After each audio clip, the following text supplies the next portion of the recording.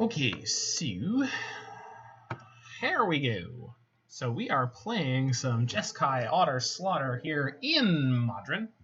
So what is Otter Sl'otter? So we're playing Lutri the Spell Chaser again. This has been my hobby for the last couple of weeks here, is trying to play Lutri the Spell Chaser decks in the Modern format. Once again, this companion clause is that you may only play one of each non-land card in your deck. So we are playing one of each non-land card. Lutri is a 3-mana, 3/2 flash, and when you play Lutri, you may copy a spell, instant, or sorcery that you control. So, my preference for your new gadgets. Oh, cool, thank you. Anyway, so what are we going to do with Lutri? So I think there's two things you want to be able to do with Lutri the Spell Chaser. You want to have cheap spells at 1 and 2 CMC that you can copy for value. And then you want to have some higher impact spells. It's a little less important to have the higher impact spells because a lot of your higher impact spells, you don't need to fork them for them to be good enough in the mid game. So we're playing similar to the Blue Moon deck. We're going to play a couple of Time Walk effects, Walk the Aeons and Time Warp. These are sort of the best ones in Modern. And then we've got a bunch of Planeswalkers to take advantage of with that. But the Planeswalkers don't require the Time Walks to be good. And the Time Walks in the worst case scenario are just sort of like they have cycling and they're free. One thing I would like to find out, and maybe we'll come back sometime later this week or early next week, is maybe there is a more tempo, more burn heavy version of this deck with, say, Boros Charm, Jeskai Charm, something like Mantis Rider. We could even play, Vadrock, Apex of Storm, or whatever that new card is, because that'll rebuy our creatures and rebuy our 3 CMC Planeswalkers. So we're going to hop on in to the Modern queue, see if we can't get a couple of wins here with this bad boy. No. Yes.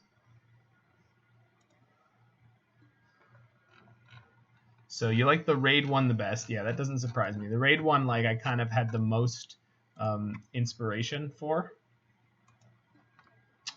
The follow one is good. Yeah, the subscribe one is good, and the donation one. Yeah, I mean, the thing about the donation one and the bits one is that those sort of have more potential to be messed with because I can sort of, what do I want to say?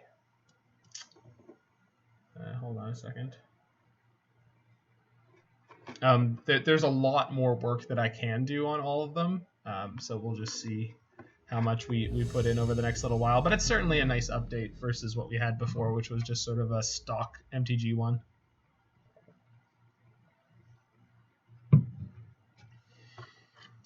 The other one we had was like meant for people who stream Arena. We got a bunch of new followers, by the way, and we cracked up over 100 followers on both Twitch and YouTube, which is pretty cool. So it's obviously not a big deal, but feels good on the small scale. Small fish, big pond.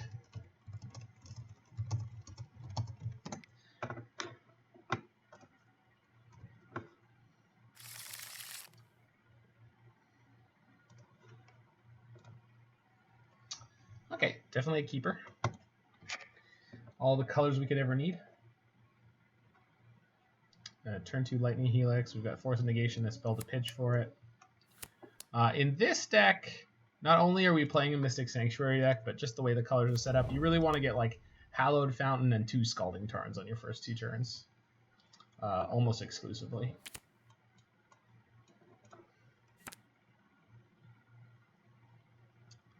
My preference for your gadgets follows what I believe is their urgency from most to least. Close to it. I mean, follows happen the most, followed by subscribers. Raids don't happen very often, but I think it's nice to have a really good raid one.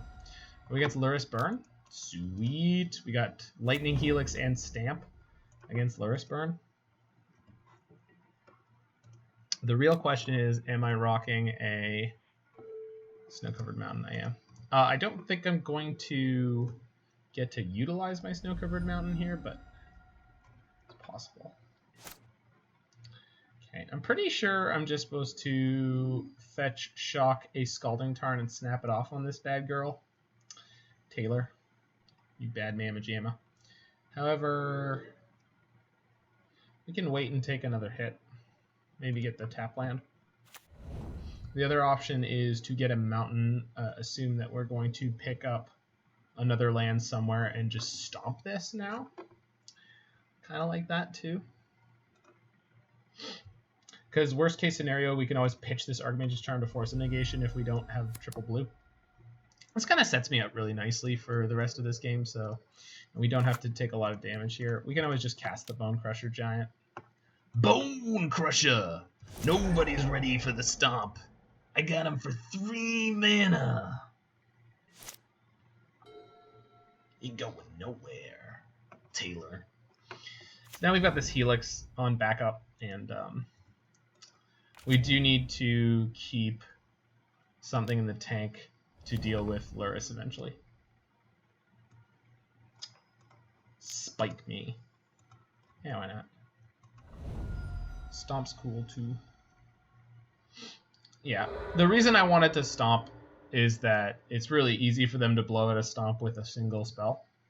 And it's not impossible that some of these Lurrus prowess burn decks start playing some Colonnade. Okay, I think we're playing tapped Colonnade here. This gives me the most options over the next couple turns. The other option is like fetch Island to play Bone Crusher Giant. I think Colonnade's fine here. There's very little chance that they're going to play Lurrus this turn, but if they're just like continually firing off burn at my face, I think we're going to be okay.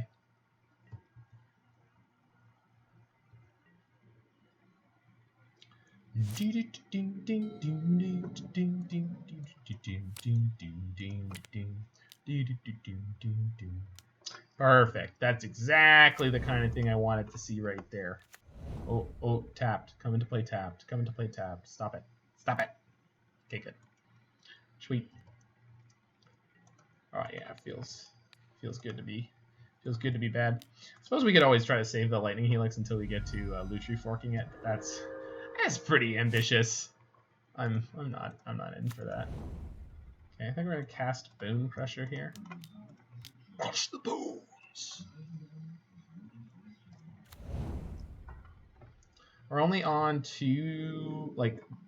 potentially 2 islands here, so I think this more fancy burn. This is, although this is not as burn focused as it could be. I could have made this more fancy and more burn. Okay, so that's gonna resolve. If they have another land, they might go Seal of Fire, play the land and replay. Okay, I kind of want to force this and just get rid of it. Just pitch my Deprive here.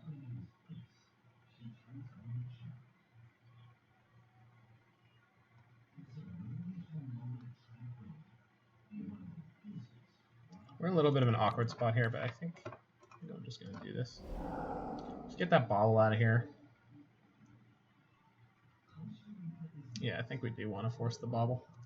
It sucks to go down a card to do it, but...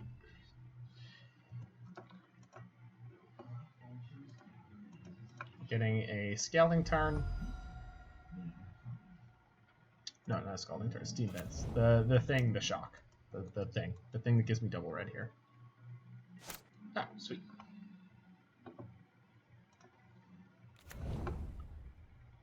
Probably could have held that and used the Royal Scions to cycle it, but it's fine. So my opponent can Seal of Fire, then replay the Seal of Fire and shoot my Bone Crusher again. I want to have Archmage's Charm for that, but at the same time, not really. They do play 4 Bobble, but I think it's probably good to just get it out of here for now. They're not good at drawing a lot of cards. Like, denying them free card draw every turn is pretty worthwhile.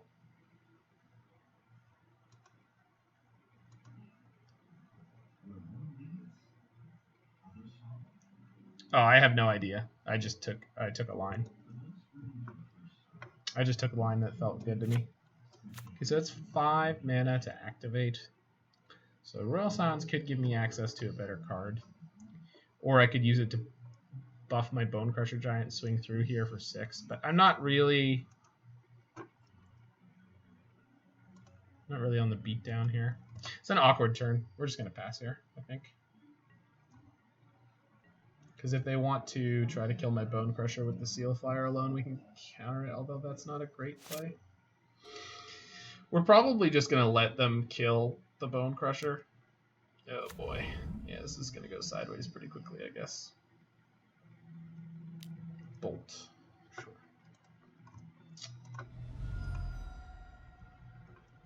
So for a reminder for anyone who doesn't know, you can't Lutri your opponent's spells. I think we're going to draw 2 cards here. Let's see if we can find... See if we can find something to do about this.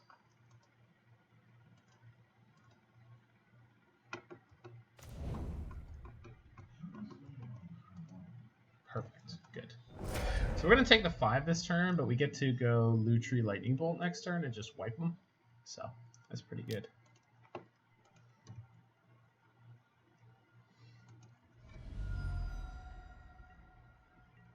We're going to 6 here, which is not great. Virtually 4. I just took the line that looked fine to me. What my answer is, how did you get into cocaine?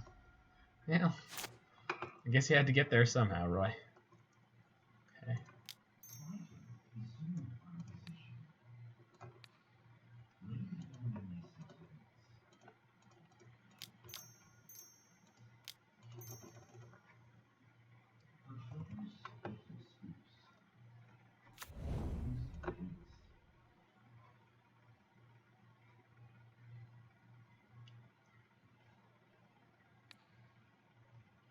Dualcaster Mage doesn't have that drawback. Really? Okay. That is worth knowing. I did not know that. Never actually read or played with Dualcaster Mage. I think I read it once maybe. But then it cost 3 mana, so I was like, what's the point? Boros Charm me, baby. Take me out of this game.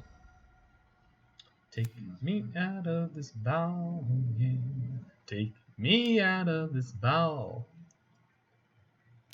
Searing Blaze. Womp, womp, womp. Alright, going to 1.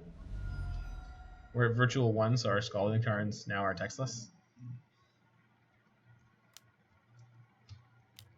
Yeah, we're just dead. Cool. I think countering the Bauble is probably wrong, but it just draws them so much burn, it's very hard to overcome that. Okay, so we get Dragon's Claw, we get Kozilek's Return if we want it, Aether Gust is good, Timely Reinforcements is great. So let's take out Walk the Aeons. It's just too expensive, it's built for a long game. Royal Scions doesn't impact the board like at all. And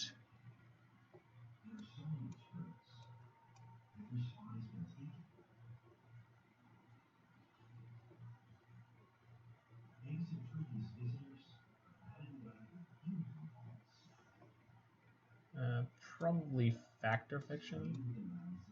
It's kind of the slowest and least impactful card at that slot. Yeah, exactly. Well, that's one of the awkward things about Lutri is Lutri's like a 4 or 5 mana spell almost all the time. Is Cage worth? Yeah, it is. Yeah, it only turns off my Snapcaster Mage, I'm pretty sure. So that's fine.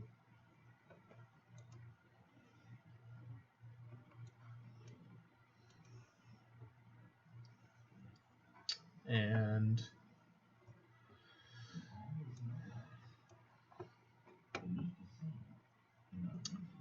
the Verdict? No, Verdict is fine.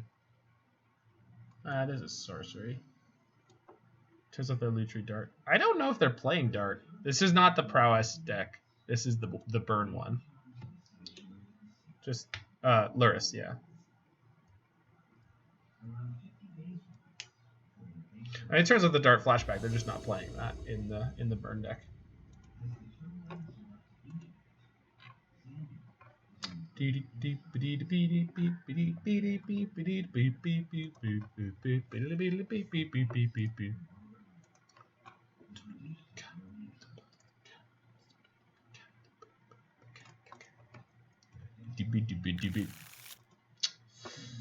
Ooh, it's a little slow, isn't it?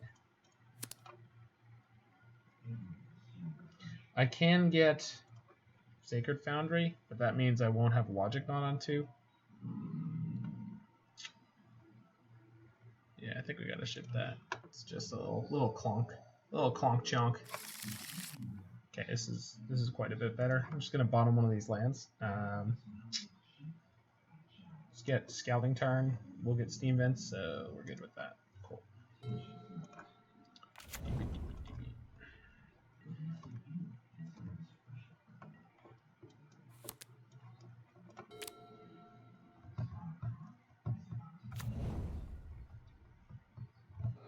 But it's tricky with all this Luris nonsense because they have so many different configurations.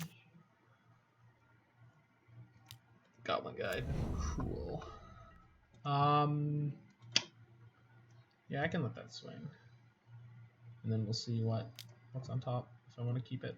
Mana Leak. Mana Leak's pretty good. But yeah. Oh, those are a coincidence, yeah. That's kind of funny though.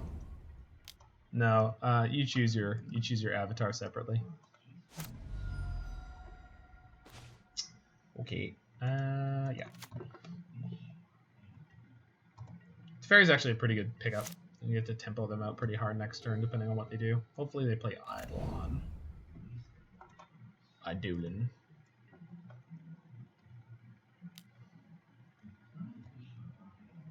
Jeez. No.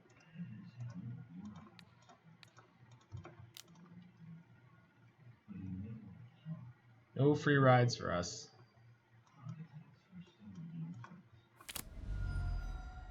You gonna Boris Charm me?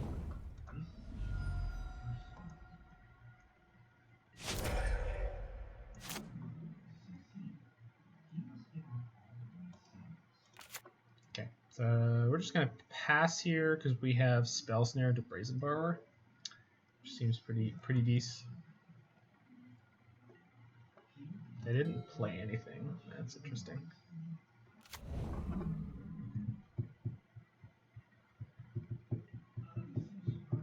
I don't think they play Rift Bolt. I think they get to play better spells.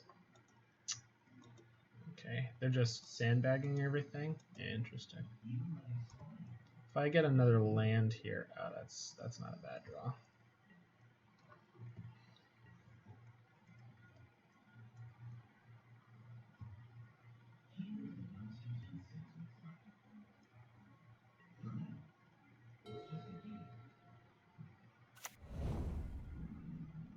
Force fodder, he might.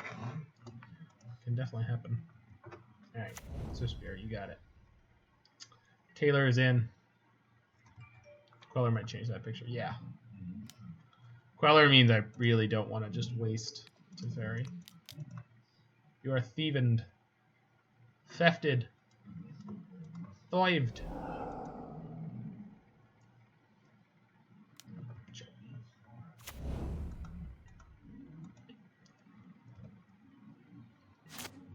Interesting. Okay.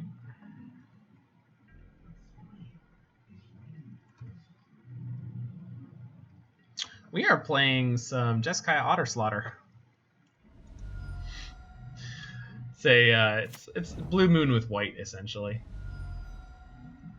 Please play a 2-mana spell. I'd love that. 2-mana spell, perfect. So go ahead and go Magma Jet. Get that gal out of here.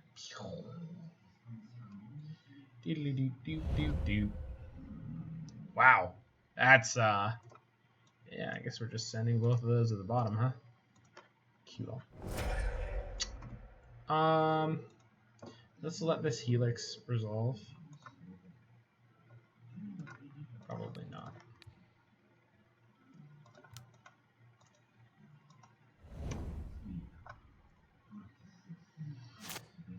Good old Ice Blade 908.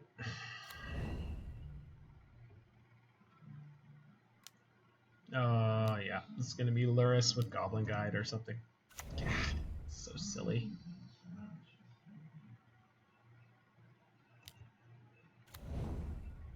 The mulligan really hurting or looking like it hurt us here, but the Luris deck is just a lot better than we are in this kind of matchup, I think. Probably should have brought in Anger of the Gods. I guess I was thinking that we were going to be able to like manage their board pretty well, but it's obviously not the case. I can't let them have Luris in play for another turn, but like we're out of burn again. They're able to kind of get through my resources before they cast the Luris, and then they cast the Luris, and I have nothing left. Yeah, it's a bit tricky here.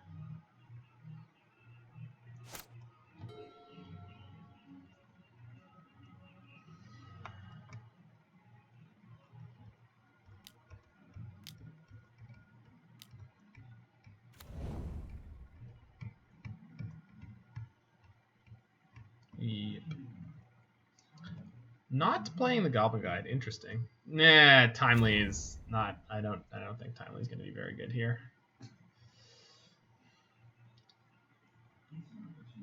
I'm wondering if they're going to bother attacking my Teferi. I assume that they are, but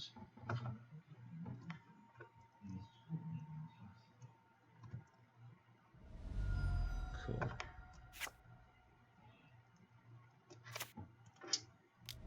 Skewer. Jeez. Yeah, we're just going to take all this for now. Now Timely is great. Now Timely is great. You are correct.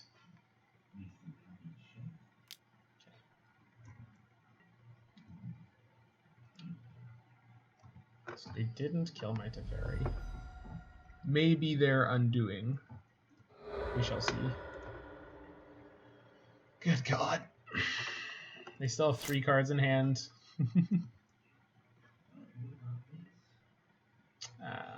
So late.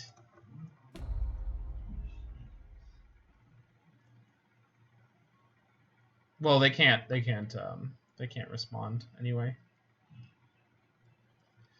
I'm gonna pass the turn because I wonder if they'll swing. We can always play Timely in response to a spell that will kill us. But if we get to eat their Luris, chump block their Swiftspear, perfect. Let's see what they're up to here. Yeah, they're gonna get eaten alive here a little bit. Hello.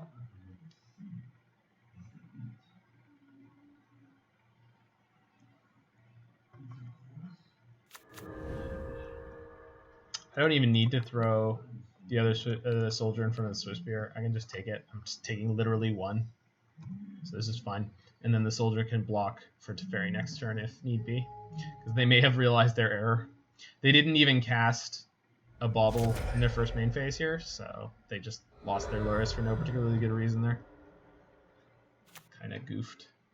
They're going to crack their Sunbake Canyon, I assume. They're up quite a number of goodness gracious. Oh, now the respect comes. Oh, I see. So last turn you had multiple kill spells that could have killed my Teferi, but now you choose to do it. I see. Okay. Interesting. Yeah, we're going to take this.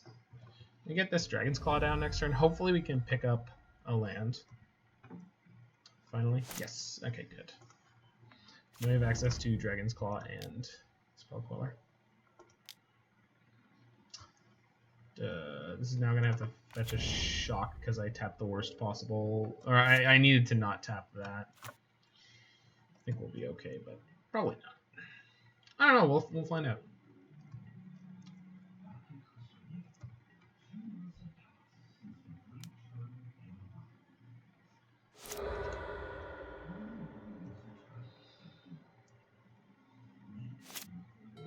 Pretty sure we only have the 1 snow-covered plains in this list. Yeah. Probably gonna just force anyway. Yeah, we could do that. We can do that. We can fetch any land we want and just hard cast force, depending on what they play. That's true. Skullcrack. So I get to gain 1. Yes. Yeah, I think we're probably just going to jam this Force then.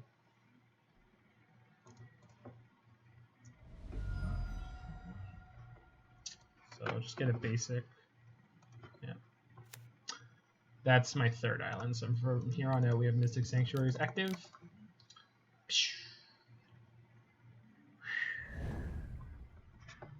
And we're going to jump here if we have the chance.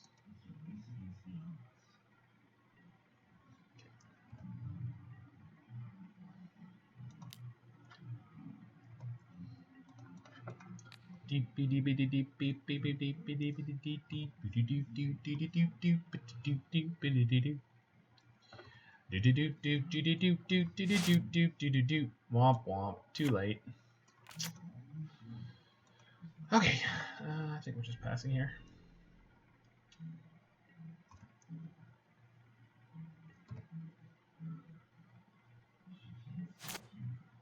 I love how our 1-card hand has 3 cards. Yeah. Yeah, it's not bad. I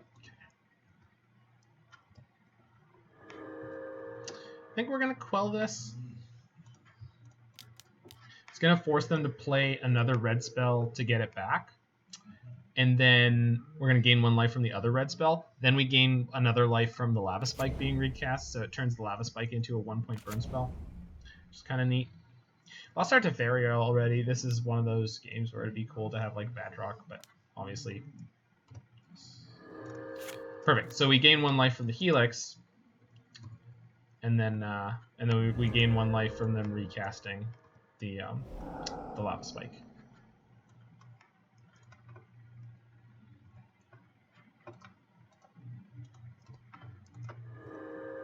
So we're going to take 4 from the Swift Spear, so kind of cancels each other out there. But actually, we might just still die here. And unfortunately, Brace and Borrower can't block. So gonna need something good off the top here. It looks like their last card is Searing Blaze or something similar. This could be good. Stompy Stompy. Stamp. Ah! Gain 1 life. Yes, please. Oh, Bone Crusher's awesome with Dragonclaw. I've never played that before. That's awesome.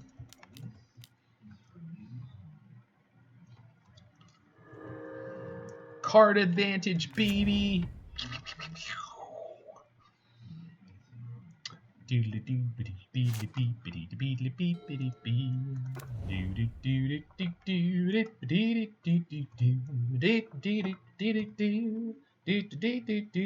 Wow. Just everyone's showing up now.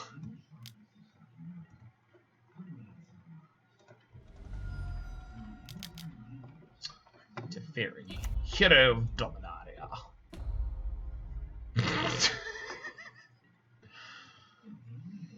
Oh, it's so nice of you to turn up. I probably should have left the Bone Crusher back to block. Let's find out if we die for it. But what's the difference between modern and pre-modern MTG design?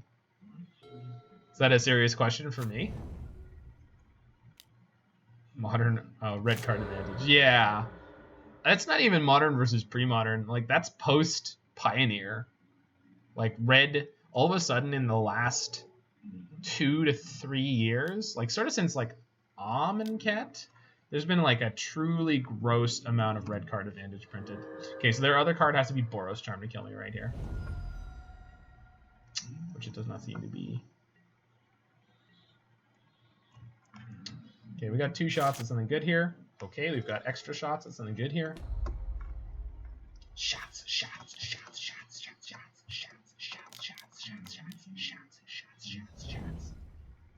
Okay, so attack for 4. Next turn we attack for 4. Can Izzet Charm here to draw 2? I think I do want to do that.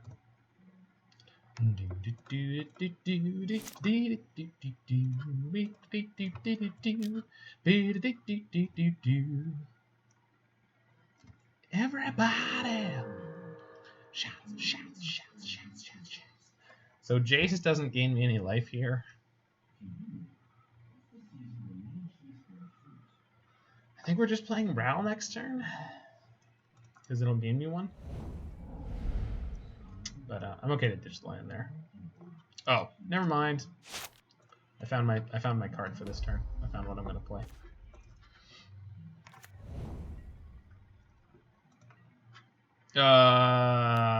Yeah, okay. Timely still works here. 2 gain life. It's not gonna give me any creatures, but that's fine. 1 snappy dresser. Pow. Target. Timely. Timely's good. Yeah. Yeah. Okay. Scoop City. Got it. Nice. We ground them out. We ground them out after their horrible misplay. Okay, let's fix my miss sideboarding. So I think Grafdigger's Cage is not good here. I think Anger is. Electrolyze is not great, but Verdict is fine. I think that's all the changes I want. Fry kills Luris, but I think that's the only thing. Kozilek's Return is like medium minus. Is it? No, it's probably pretty good, huh? Although Zanman was playing on Pyroclasm, I should consider that.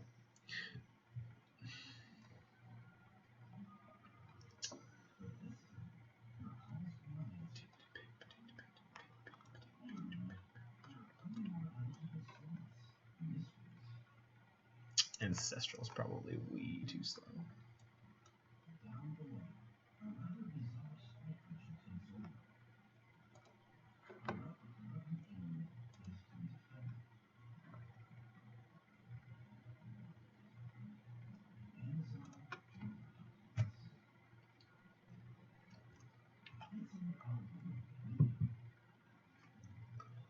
All right, let's luck out and beat Burn on the draw, shall we? Let's do it. Let's be good. Let's try to play it tight. Let's try to beat Burn. This is a very reasonable hand. Definitely gonna keep this. So we get to go for turn 1 tap land. Yeah, we just gotta go with turn 1 tap land. They did take a mulligan. Good. I would like to top deck Burst Lightning or Lightning Bolt. Path to Exile. Oh, never mind. No, scratch that. We good. Yeah, that's not something I need to do now. And we're just gonna play Steam Vents, pass the turn. Next turn we're probably playing Snow-Covered Plains, and then we're popping an Eidolon. I assume is gonna come down. We gotta keep something in the tank for Luris. Suppose what we could do is wait until their Eidolon attacks, and then we can petty theft it. I'm assuming Eidolon's getting cast here. Although I don't know if they're gonna play Eidolon in that deck necessarily. Yeah. Okay. Don't we want to burn? Visions pre-Eidolon. We do, but I didn't want to shock for it. Oh. I suppose I could just win. If they play Luris this turn, they don't get anything. What up, Zanman? Yo, Zanman, you gotta see this right here. This is what I can make happen for you, my friend. Things like that. Oh, they can't even cast Luris here. They don't have double white. They are white light. Light on white.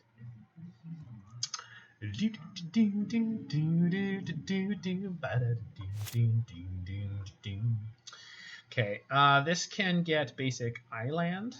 So we're gonna play that. We're gonna play Serum Visions. That cuts me off of my red. Maybe we just pass here. Or get the basic island. Yeah, get the basic island, cast the Serum Visions. We do want to do that. Was that Tommy Emmanuel? It might be. It's classical gas. That is the version that was on The Simpsons. So it's not the actual one. It was Lenny. No, it's Lisa. Oh, you mean the character on the screen. The character on the screen is Lenny.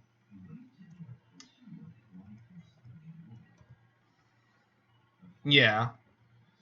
I think the and then the subscribe one that I have is the version from American Dad. So we're gonna remand this.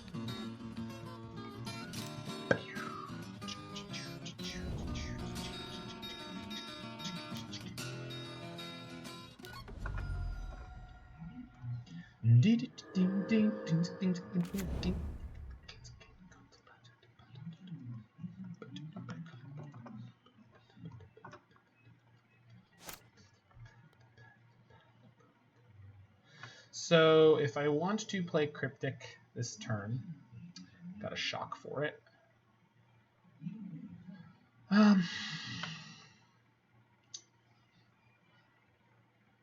Probably we can abrade this and then Brazen Borrower or Aether Gust on their turn. They've got 2 cards in hand. They're pretty low on Eidolon has gained us 2 life. Yeah, it did, huh? It's pretty neat. Turns out Dragon Claw's really good. So I think I want to have something up for the Luris. I guess I could always Petty Theft this, and then if they replay it, we get to Aether Gust it, and they don't have enough mana to Luris and do anything. Seems pretty good. I have to shock for that. I think we'll be okay.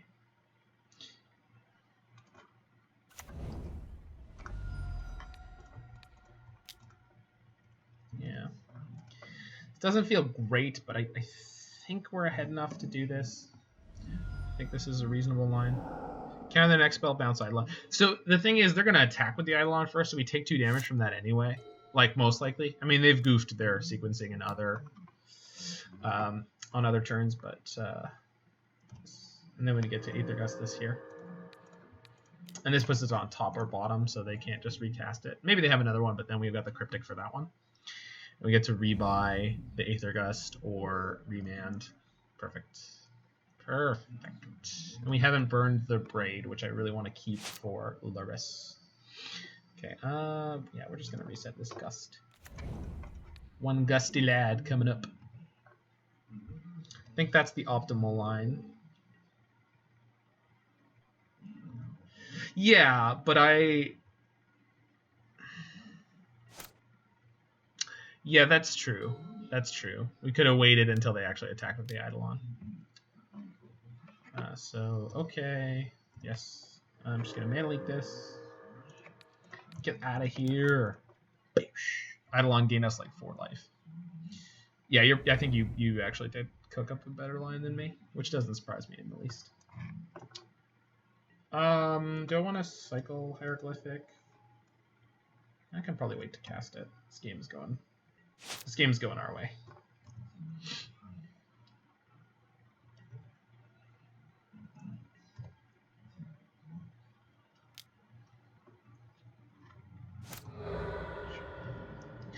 I got a lot of cards going. Eidolon's putting in more work than Core Firewalker. Yeah, you right. 110%. It's kind of great. This poor Seal of Fire is just hanging out. Nothing to do. They shocked me. Are you playing Luris this turn, I wonder? If yes, Cryptic counter. And bounce my Sanctuary? Seems good.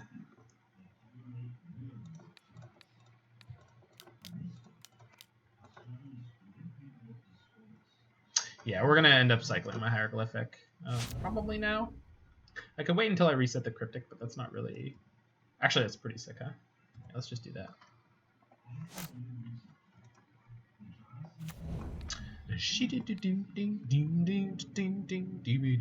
Probably just want to draw into more lands. I mean, we do, but I think guaranteeing that I have Cryptic Command when I'm this far ahead is just going to be more 2-for-1s down the line that are just going to be the death of them. Because I get to end of turn Hieroglyphic here.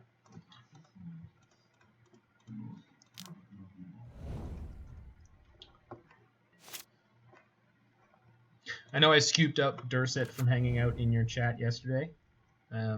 Glad to have you here. And Zanman, if you do start streaming, I won't be offended if all of y'all just scoot over there, because, you know, Zan's the man.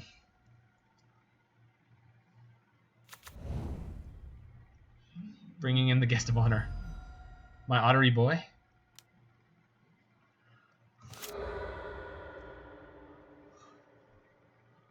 You're just chilling. That's all good, man. I'm feeling a little down personally because I saw this tweet from Jacob Kaminsky that even though he had the great run with the Lutri deck before, he's still gonna take a break from constructed Magic for now. He's still feeling really down about it. So, and that was kind of a bitter pill sort of situation for me. That, you know, it feels bad to lose a member of the community, even for a small while, who you respect, you think is someone who does good work. Okay, now we're gonna play this Brazen Borrower. Did they played a land this turn? So if they have Searing Blaze, they're gonna get to dome me for 3, but then I gain 2, so who cares? All right, in honor of Larynx Punchworthy, we're going to put a clock into play. Okay, I will gain my 1. Your Lurrus is already dead, friend. Like, I don't think you have a way back into this. But okay. So we already have 1 Mystic Sanctuary in play. So I kind of want to just fetch it and reset Hieroglyphic. Just play Hallowed Fountain. I think next turn, can we double Hieroglyphic with Lutri? We can. And that should put us in the game over seat. It's just the companion nonsense just driving him away. I mean, Blue Moon has not been great for the last little while, but it was always playable. And the companion mechanic is really trashing a lot of different archetypes. Okay, so we killed their Lurrus already, so we're free to fire off this Abrade here. So we gonna do it. I know the top card of my deck. Oh no, I don't know it yet because I haven't reset it. Okay, so we can let this trigger resolve. It's Teferi. Okay, that's good to know. Maybe we're not resetting anything this turn.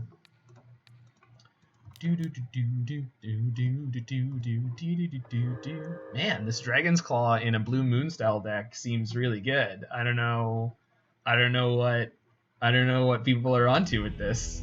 All right, 2-1. Yeah, so I mean, one of the funny things about it too is that Wizards is kind of on record as saying, oh, we are not designing these cards for Eternal formats. With Eternal formats in mind. We're designing these cards and testing these cards for Standard. And admittedly, they can't really test the Eternal formats. There's just too much to do. So, like, I get why they're not doing that, but then they also intentionally take shots at Eternal formats, and then they do disgusting things like print Lurrus. And Lurrus is just offensive for so many reasons, but like, why is Karuga so crap and Lurrus so stacked? It makes no sense to me. We got this very burn-rich hand. Fire was a mistake. I don't think fire was necessarily a mistake, the fire philosophy, so that corporate buzzword crap. But I will say that, like, some of the choices they made during it are god-awful. And I think Dave from the Faithless Brewing podcast nailed it down. He said they sort of have the same dev team, but they're making like more than twice as many sets per year now. Like, they're making like a grotesque number of sets. Whitelist you. Ooh. Okay. So we want all our 2-for-1s on deck. So I can lose Lightning Bolt here, no problem, I believe. But let's just lose Walk the Aeons first. See where we go. So this is most likely 8-rack. Which is, yeah. We should have known that. They won the die roll and they chose for us to go first. So we just need to find... Have you thought of an Izzet Lutri artifact? So, I saw you talking about that at the end of your stream, and I thought it sounded really bad. No offense. Like, you're a really smart guy. I think maybe you could make that work, but I that sounds super crazy to me. Like, that sounds like all kinds of nonsense, man. If you want to build an artifact deck right now, like if you want to build a Whir deck, I think you're supposed to build Urian Whir, because then you get to play all of the silver bullets in your main deck with 4 copies of War of Invention. So that could be really good. I also saw in the deck dump there was a 5-0 where it was a Luris blue-black Thopter Foundry, Thopter Sword combo, and they weren't playing any Urzas at all. The rack. Resolves. Shrieking. Also resolves. Okay, we're not going to play any of our burn spells, even though Magma Jet does scry, and that would be nice right here. We're just not interested in that right now. The only thing that matters in this matchup is card economy. Luckily, we have a whack of Planeswalkers, so we just need to find one of the ones that puts us up cards. Why did you play the Plains instead of the Island? Probably because I'm an idiot. I wanted white mana in play, but not for any good reason. I didn't need it for anything. It had been staring me in the face since my opening hand, and I was getting sick of looking at it. Castle Lochthwain. Aye. Okay, now we're a little incentivized to play some of our burn. So I'm going to take that up. We're going to Electrolyze her.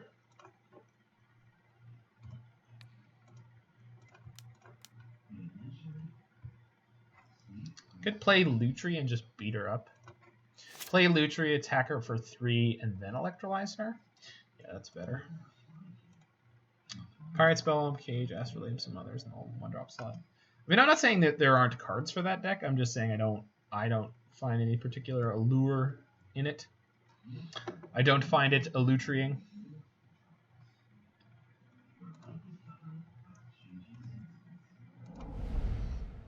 Also, can we shout out to Dave? Wherever you are, Dave, I hope that you will be shown that you are correct in saying that 8-rack is dead because of companions. 8-rack seems really bad against companions.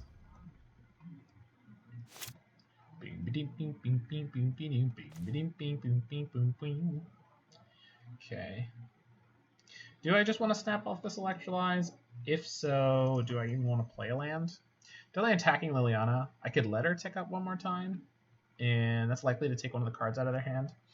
If I do, I could play the Cryptic, and then if they play their hand out, I can kill anything of theirs by bouncing it when they Liliana. So let's attack and see if that funky play is what we're going to do. I think I'd be more interested in building 80-card Grixis Wurza, or even like 80-card Lantern Prison would be kind of neat. Like, that's the kind of thing that appeals to me because I'm a sick human. Okay. Bounce and draw is pretty good, huh?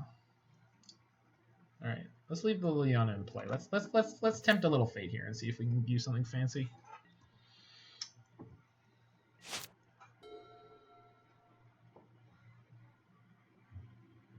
Got 3 cards in hand. Guess I could just Electrolyze here, and then I get to hold on to my... Cryptic, even when this resolves. Alright, you forced my hand, nerd. You forced my hand. I'm sure someone is going to tell me how there's a better way I could sequence this, but I just made my choice. Would you like one of my burn spells? If so, which? Inquisition?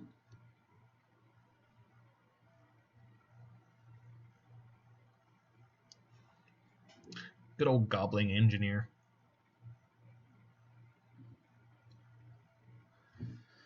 The thing is, you need such a density of artifacts. I'm not saying it's not possible. I'm saying I don't think the payoff is very good, especially when you're playing such a permanent-based deck. Like, what do you want to fork?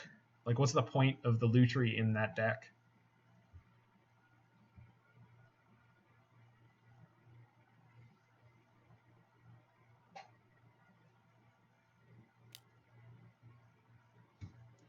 You're not doing anything there that gets me excited about playing Lutri? Because they have no more black mana left. So, I think we're just, discarding Magma Jet for sure. If they have another way to make me discard a card here, I'll get a little beat up, but that's okay. No, we're good. Okay, take 1. Opponent is on a faster clock than we are.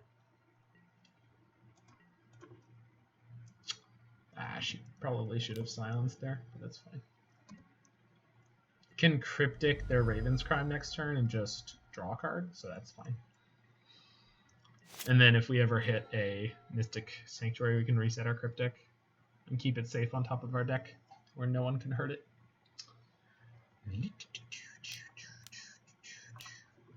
Yeah, I'd like to counter that and draw a card. Boosh.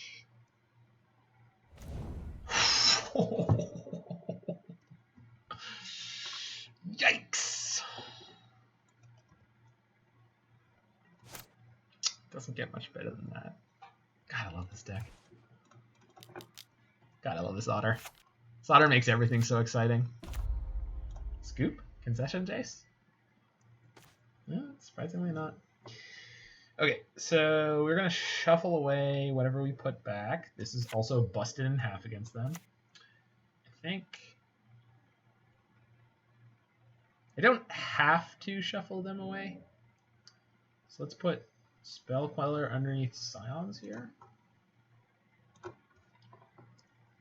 And then if they have another land, what was that?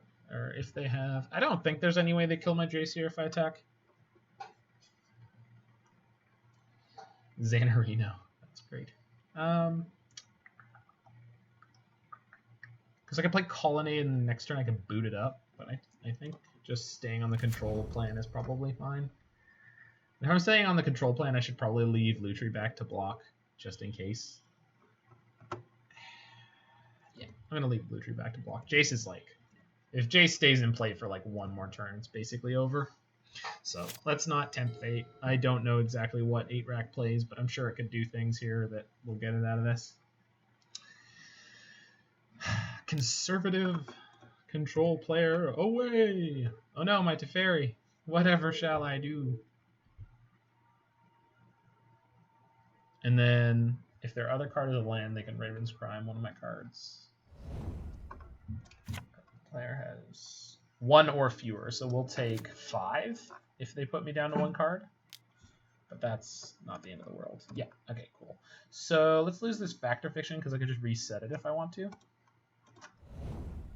Top of my deck is Scions and Spell Queller. I probably want to have the Queller next turn. So let's just draw these and then we can shuffle if we want after this. So we're going to take 5, which is like not exciting. But now we can start beating down because I'm not worried about anything off the top of their deck.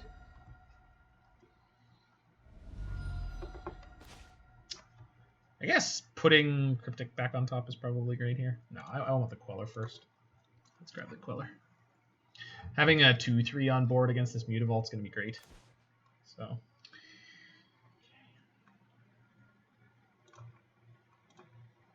this card is excellent. Okay, we can just attack now. Pretty much doesn't matter what they draw. We'll take 1 next turn, we'll Queller it, and then we'll be good to go. Taking game actions at semi-random. Not full random yet, Zanman. Never go full random.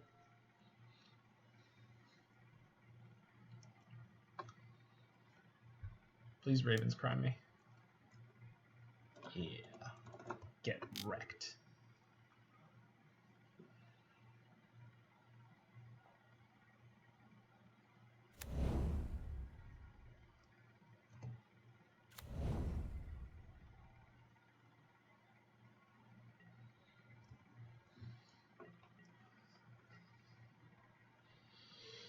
Yeah, let's just reset Cryptic and that's basically game.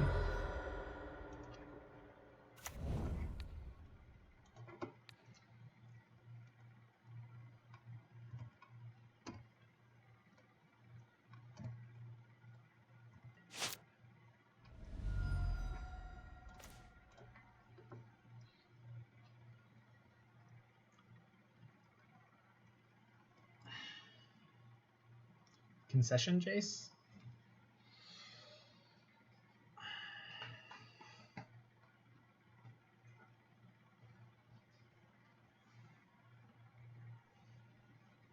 Their clock's ticking down. Are they salting off about companions, perhaps? My 3/2 flash beat them up pretty good.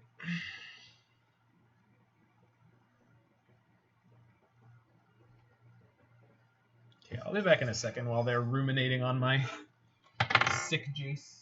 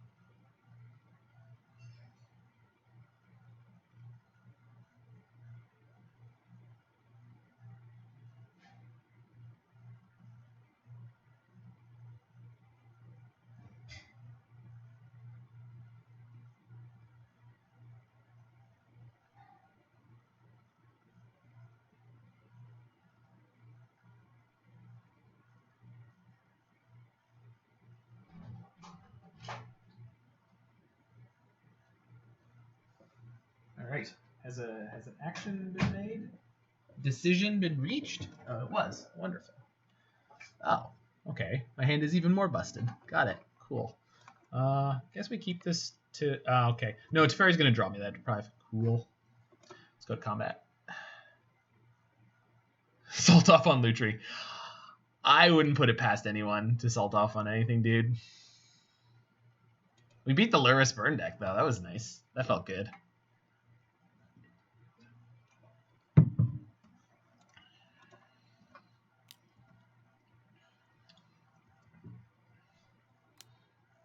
Sure.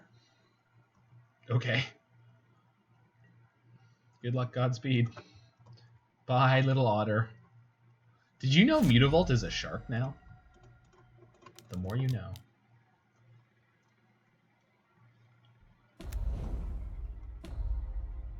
Okay, opponent. I have 2 cards that are putting me up a card per turn. What are we doing here? I mean, I'm having fun. I'm just not entirely sure what we're doing here. I mean, Lutri does give you the 8-card hand. I mean, it is good. It's definitely fine.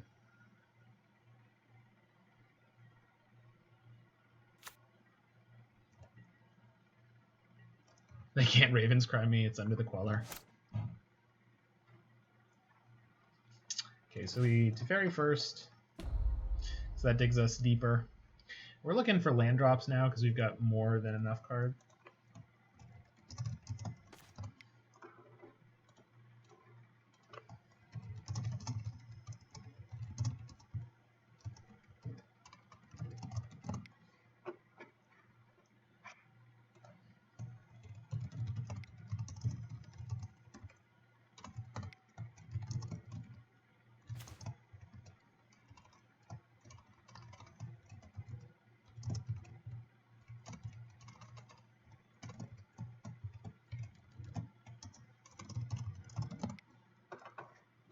Opponent asked if we are a Time Walk deck, if we are a Walks deck, and what our deck would be called in the meta, quote unquote. Which I just love that question because there is no answer. This deck is very off meta.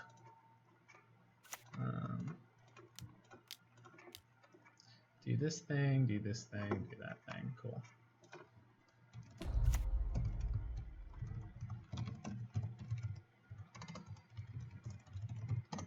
I literally have that stream title in a note, and Mutavault 2 can participate in Shark Week. Yep. I literally have this in a sticky note over here, and I just typed it out rather than copy pasting it because I swear it's probably faster. Stupid old man brain. We're gonna Yidaro next turn and kill them. Oh, I need to find another red source for that, but we will. We will. Check out Gruul land loss, right?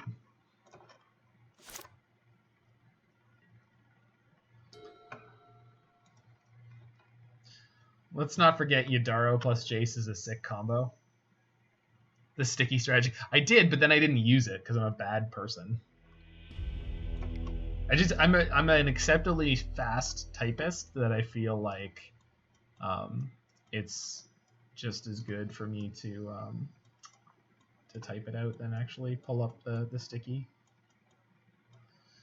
Okay, so time walks essentially are spend a card, get a card. That's fine. Is there anything in my sideboard that really puts me up cards? No. Grafdigger's Cage shuts off their Raven's Crimes, but I don't know if I have much to sideboard here at all. I guess Timely. Timely just puts you down a card, though, again. So it's weird. So, like, can cut that, can cut that. Path is probably the best cut out of my removal, because I can't point Path at Liliana. We're choosing the draw. Well, we won the game, so we don't have the choice. So we don't have to think about that.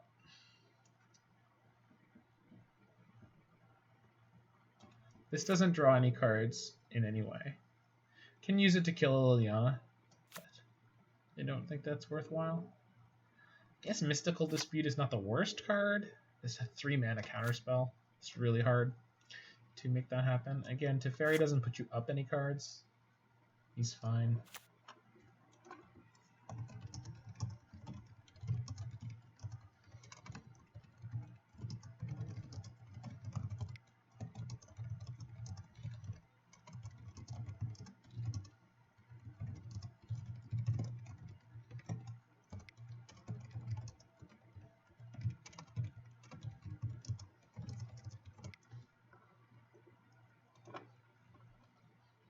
There's just not much to bring in here. Maybe bring in Ashiok over the... What other graveyard synergy they play? I don't know. I don't know exactly what mono black 8-rack is playing. They're probably playing the same exact deck that they always played before. So, yeah, I don't know if it is. Like...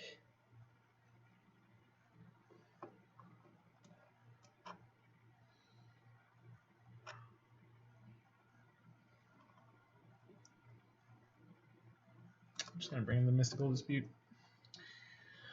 Yeah, Soul Guide Lantern could have been alright if I had been a little more adroit. Oh man, I still have freaking Supreme Verdict in my deck. Yeah, I'm a goofball. Let's not draw it at any point. This hand is fine. Not great, but fine. We do have a Force, which is pretty good. But you go down a card casting it, so it's not great. Okay, we're on the play again. It's definitely getting a Steam event.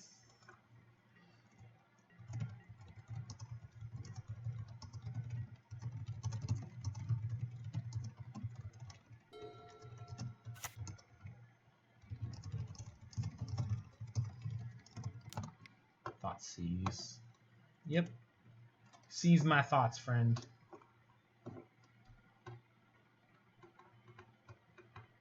Yeah, exactly. New to this deck, seeing how the meta is. Last played Modern a year ago. Yeah, it's been a little bit on fire.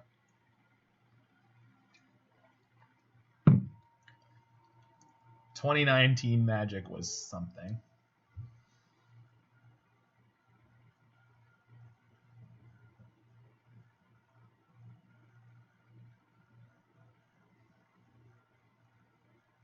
Nice 8/8. It's gonna be great, bud. I don't know how you ever cut this from Blue Moon. And you didn't add Shark Typhoon as the substitute. That is the only acceptable card to cut Yidaro for.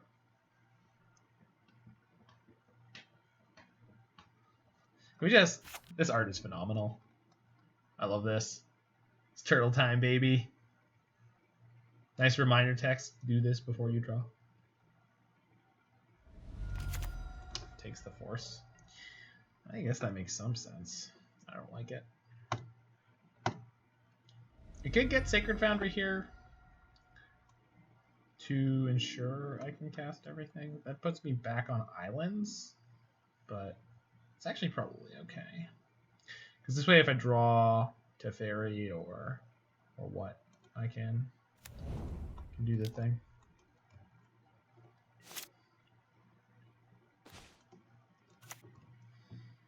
Shark Typhoon was a suggestion I had lined up, but I didn't want to replace Yidaro with it. I mean, Zan, man. Why would you cut Yidaro? If you watch the league that Jacob played, the leagues that Jacob played with the Blue Moon version of this deck, Yidaro won so many games. It's not funny. This thing is my brain has a really hard time comprehending modern Magic design. Like back in the day, this would have been like a 7/7 for 7 that only had trample, no haste for sure, or only had haste, no trample, and then yeah, like this is so pushed. Oh my god, haste and trample, and it's so big. All right, what are we losing here? I think just Magma Jet. Yeah, Magma Jet's the worst card in this hand.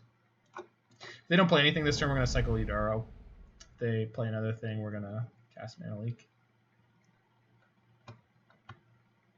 Wow. Punchworthy loves clocks, hates Yidaro. News at 11. Cycle Yidaro in response. I wanted to keep my mana up in case they had like a Thoughtseize, I guess. Not that my hand is impressive, but. Trigger.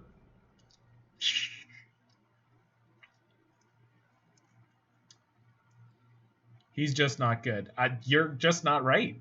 This is my hill to die on. This surgical? Funeral Charm. Yeah, you got me. Yeah. Probably losing Mana Leak here. This Bone Crusher is a clock. Yidaro isn't pushed other than off a cliff. Wow.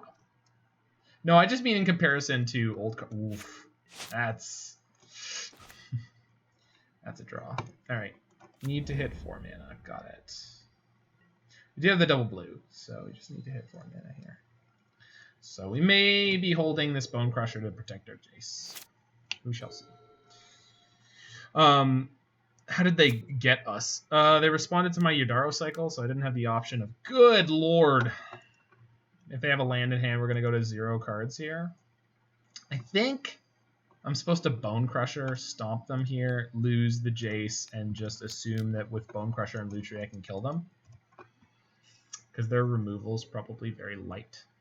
So we're going to take the aggressive line here. Larynx Punchworthy has arrived, so... The wreck. Yep. My clock should be able to beat that. Bolt me. Ow. Okay. Bone Crusher. Yidaro is pushed, kick W. Again, I think that... What is it? Accursed Minotaur? Is that what it's called? There's an Amonkhet common.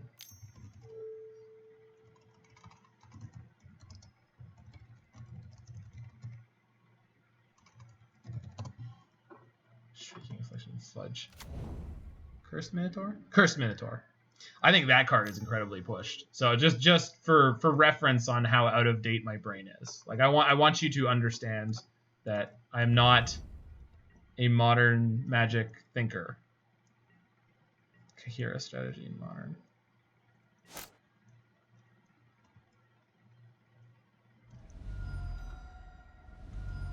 You mean the fact that he has a creature type that's supported by her?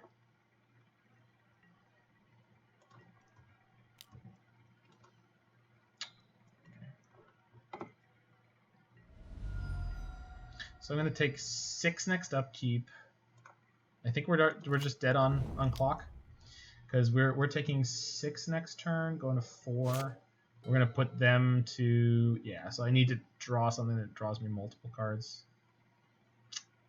But then they could still beat that pretty easily. Maybe a Helix or something beats them? Because I'm going to hit them for 7 and put them to 5. Oh, Helix would kind of get me there.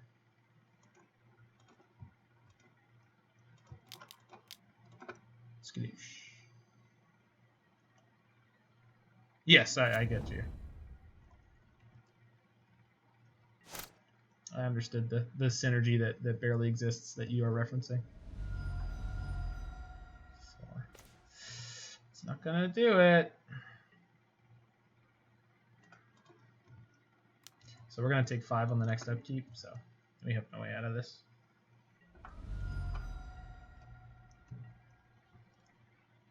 Wrench Mine just hammered us a little too hard.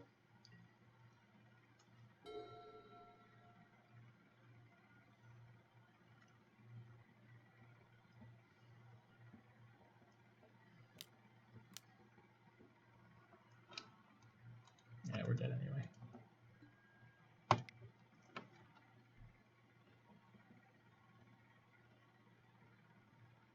No, because then they probably would have used this other card in their hand that's probably a land to hit me with the Raven's Crime in their graveyard. Like, I'm assuming the other card in their hand was a land that they were just holding to keep Raven's Criming me.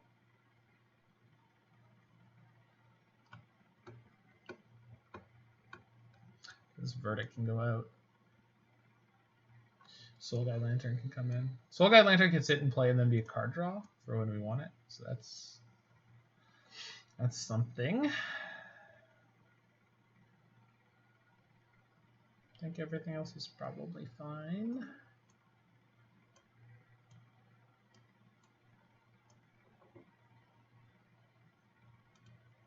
Fact or Fiction, Cryptic, Hieroglyphic.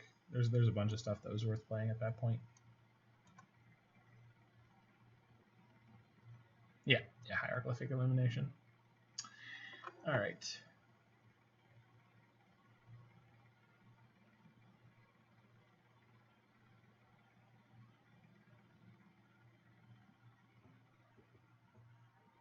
Yeah, we just get to be on the draw this game. So hopefully we don't get wrecked by them having a really good hand. It's very possible for them to win this. Ancestral and Opener is just GG. I kind of. But you can't really mulligan in this matchup, so I just chose to play. Habit.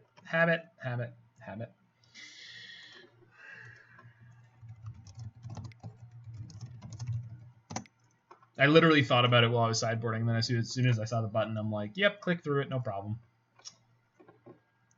Okay. Reasonable hand here against 8-rack, though, because we just get to have enough mana.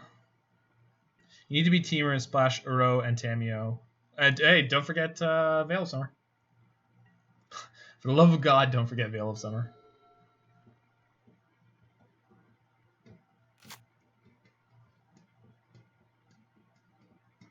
Oh, Raven's Crime right here. Do it. Fudge. Okay.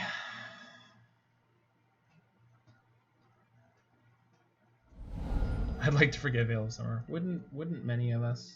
I think there are a few of us that would. Boy, that's god awful. All right.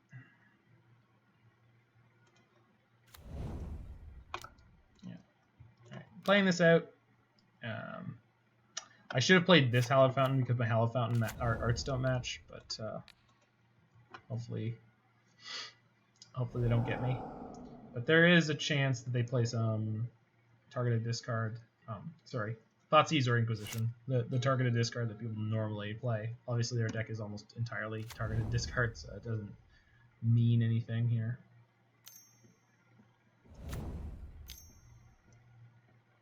Wow. Putting the clock on the table, huh? Just thunk. Okay, I guess, yeah, that could be cards you could draw. Sure.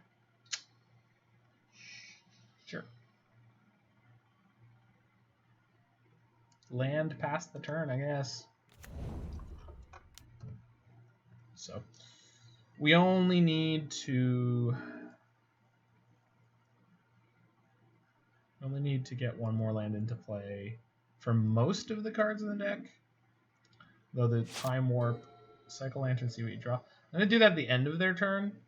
There's enough 3-mana spells in my deck, and they still could be holding on to some Thoughtseize or Inquisitions. Yeah. Should have shocked the Hallowed Fountain, I suppose. Okay.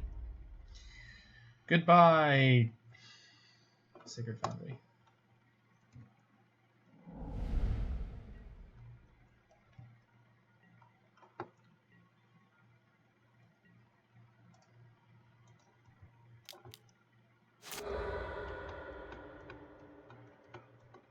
That's a good draw. Kill the rack with that.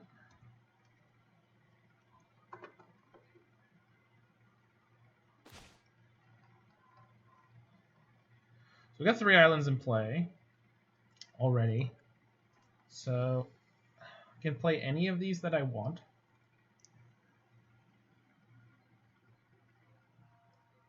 Can you do me a favor and start discarding cards they know about, please? Yes, in theory.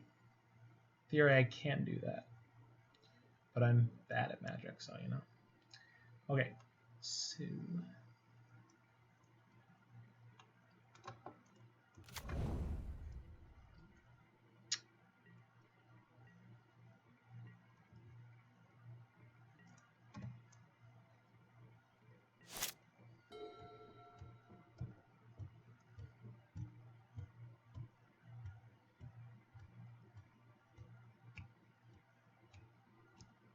So we're only going to play this Abrade if we need to right now.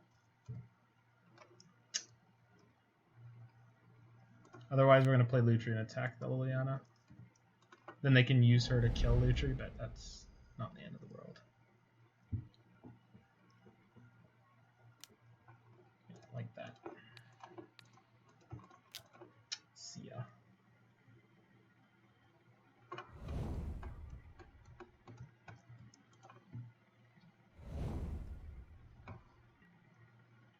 Okay. Let us rip a Planeswalker. Almost any of them are fine. Or that. I could just draw that. That's fine. We want to keep fetches over basics at this point? No. Yes.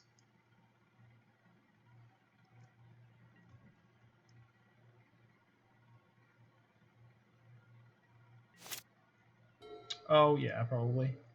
I guess the concept was in my brain for the second there. I was like, oh, the snow-covered mountain is painless. This could still become about life total pretty quickly.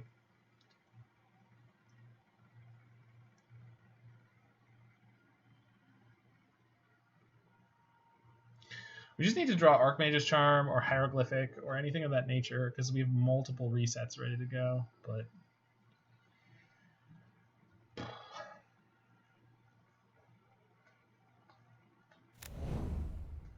But them making me Abrade the other turn is a little rough because now the Liliana is only going to go to shoot. Sure.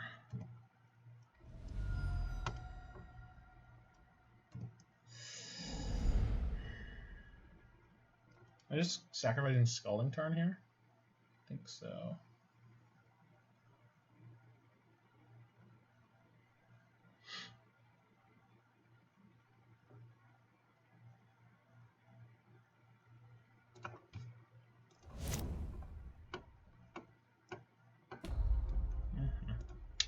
Okay. Goodness. I don't know if I screwed this up or if I just didn't draw well enough, but this game is a rough one. Hold on to the 2 red sources for Chandra. Yep, should have done that. 100%. I was thinking about it earlier, and then I was like, nah, it doesn't matter. Holding on to the other things is better. It's cool we got there, kind of. Thought we boarded out. We did not. We just didn't board in the 6 draw. Yeah. Yep. 100%. There's still another Steam Vents in my deck. No, there's still another several Steam Vents in my deck. Do I want to reset any of the cards from my graveyard? I actually kind of don't. But I guess it doesn't... Yeah, let's just put the Abrade on top. Then we're going to play this Hieroglyphic. We are down to 1 more Mystic Sanctuary in my library. They're probably going to make me sack Lutri here, because otherwise they lose the Liliana fairly quickly. Let's see what they do. They don't have a Raven's Crime. Okay, they now have a Raven's Crime. Well, shoot.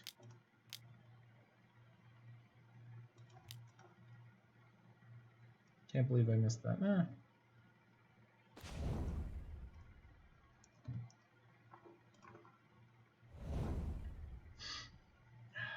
God, this sucks so bad. Okay. Okay. Okay.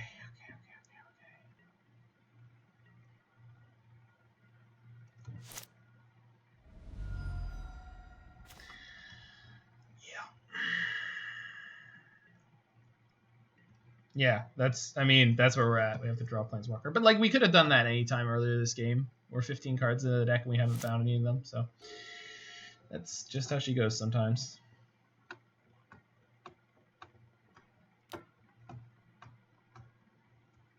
Sure. I think we're losing Deprive here. No, we're losing Time Warp. Oh, should I cast the Deprive and then get back Hieroglyphic on top? That's so slow. Because the Liliana is going to make it a discard Time Warp. Because the other card in our hand will be Mystic Sanctuary. We're going to take 3, play the Sanctuary, put the Hieroglyphic on top. I drew very poorly this game. Yeah, exactly. I mean, a little bit. I think we're supposed to do this. That gives them so many Liliana activations, though. I don't know. I think we just have to draw Jace, basically. And it sucks that we didn't get to keep our 5th land. Like, the Smallpox was so savage. Like, not that I want to. I'm not really complaining because we won game 1 against them, but I screwed this one up by being on the play. So, oh, or that could just top deck that, I suppose. Should probably main phase this, shouldn't I? I don't think there's any reason not to. Okay, take the pile of 3.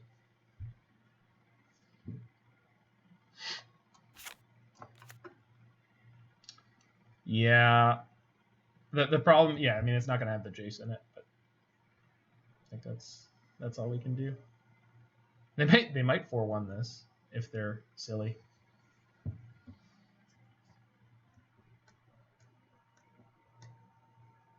They can't 4-1 this. The problem with the 3-2 is we don't really get to keep much of it. So we choose that pile, pass the turn, and pray. I would not take the Jace. We are not taking the Jace. If it's a 4-1. It didn't even matter, though, because the thing is they have almost guaranteed 2 discards on their turn.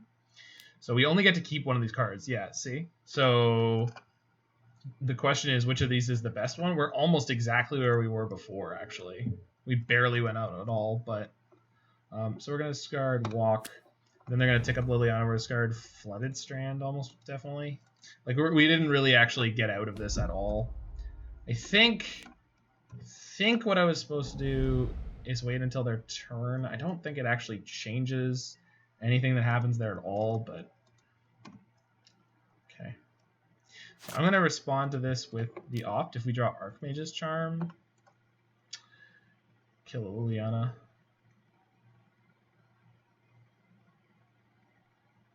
That's fine.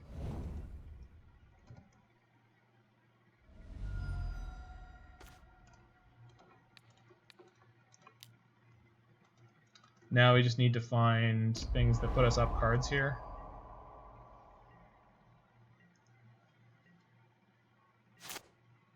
Strand grabs another Sanctuary, sure, and then it puts a card on my top of my deck, which is irrelevant as long as the Liliana was in play. Now we might have a chance. Although I don't... Again, I'm trying to figure out what's in their deck. I guess another Shrieking Affliction would be the best thing for us to see, because that would put us to 1. Yep. Okay, so none of our decisions matter from here on out. We just need to draw another thing that gives us card advantage, but there's not much left. Archmage's Charm is like the best draw in the deck. Okay. So, again... I'm trying to figure out if they draw more like win conditions, like damagey things. It's the best thing for us to happen. Yeah, putting Factor Fiction. Yeah, that's pretty good. God damn it! It's 1. If they had drawn those in the reverse order, we would have gone to 1. Oh well. Yeah, that's a shame. We are boned. We were dead. 8-Rack's a toughie. Can beat anyone. Literally any deck. Ooh! Got a follow from Erkster. Oh, that's my opponent. Well played. You drew no spells for so long. Yeah, it was really... Well, we had like 6 lands in the first 8 cards. And we got turn 1 Thoughtseize, so that's pretty hard to beat.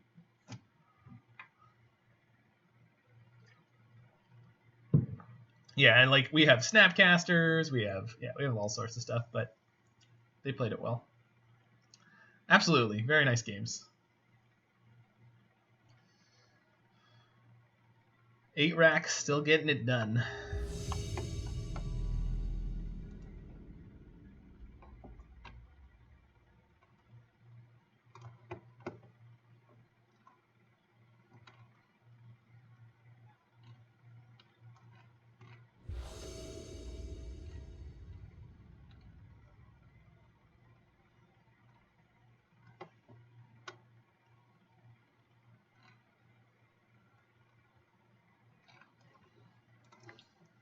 All right, against another Oko.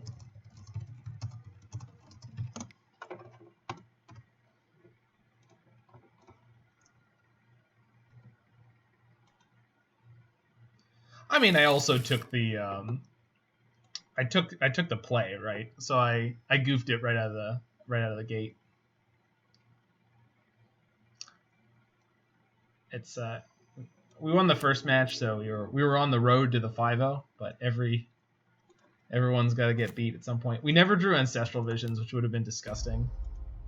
Ancestral Visions on turn 1 is so good. We could probably mull to 5 and win with that, because Ancestral Visions plus Lutri is draw 6 on turn 4. Tech Edge. Okay. This is either bad Tron or the worst Tron. And either way, we get to Abrade this. I don't know if I'm supposed to do that. Probably am.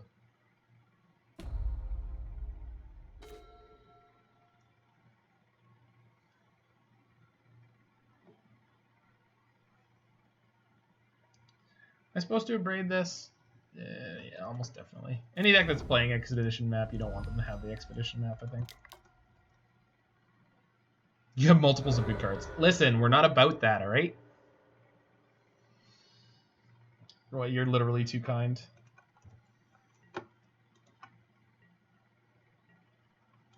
Badtron plays Ghost Quarter. Yeah, they've been known to play Tech Edge. This looks like bad Tron to me. I mean, it could still be worst Tron. Worst Tron being blue Tron, of course.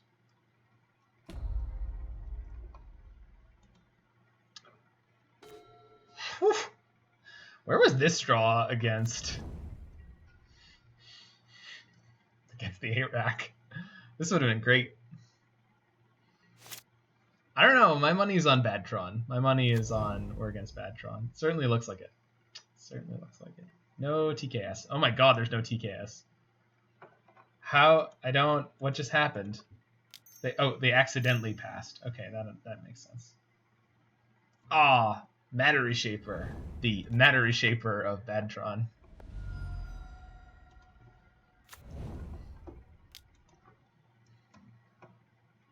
We're just going to draw infinite cards and hopefully beat them with that, I guess. Oh! Okay, then. Do I want to reset this Abrade? I guess I could, and then see if we wanted to draw it. Yeah, I think that's probably what we're doing here. So I have the option of Lutri Path, which is probably pretty good. Because double Path against E-Tron is fine. They shouldn't actually have enough basics. Maybe they have exactly enough basics. I make up for my kindness with Schadenfreude. Plus ostensible consternation. Yeah. We're gonna Factor Fiction into Ancestral Visions. This is about to be completely gross. Okay, if we lose this game from here, this deck should be retired forever. So I can reset those. I'm about to draw 3, so I should probably take the big win conditioning cards, huh? Can't protect Ral next turn. Is this pile just better? Kind of is. No, we're going to take pile 2. Full win conditions. This means there are now enough cards in my graveyard that Ral can kill this. So Ral kind of protects himself. We are not going to fork this. It's not worth it right now. Take the clocks. Thank you. I knew you were watching me. I couldn't just take all the cards. It's going to be the quote if we lose this game. That's fair.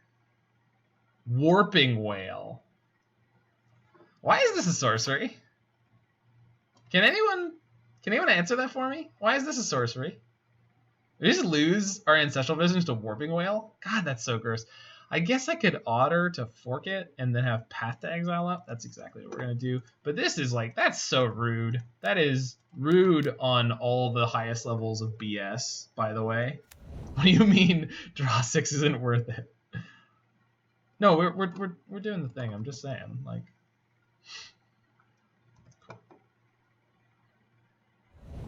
Yep. The Spell Snare would have been great.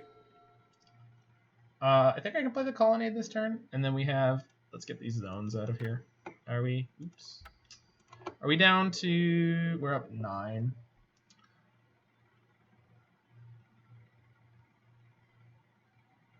So I probably want to bolt this, and then have the path ready to go.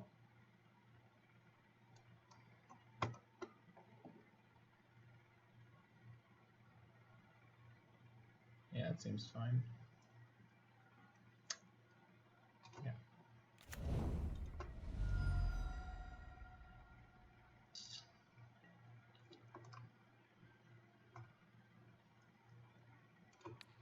Can't take infinite damage.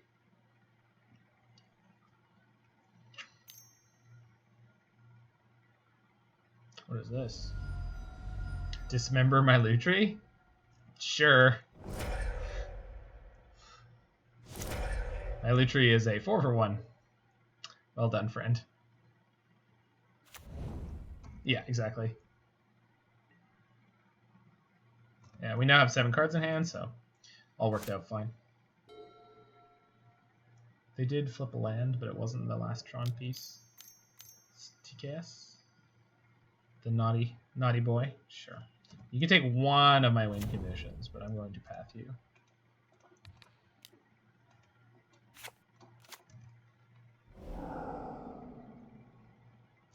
Okay, so this is probably Ral going to eat it.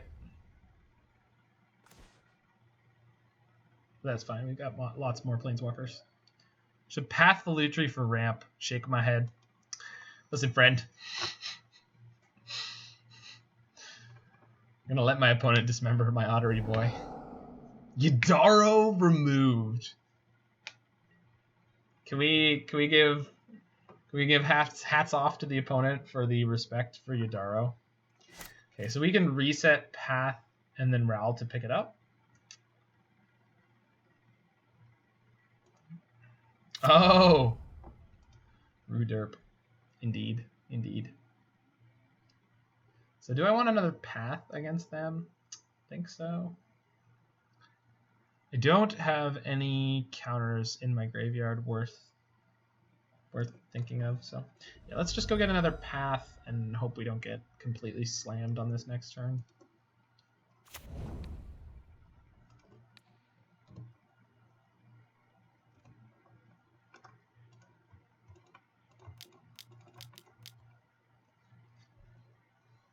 Ral does win the game very quickly.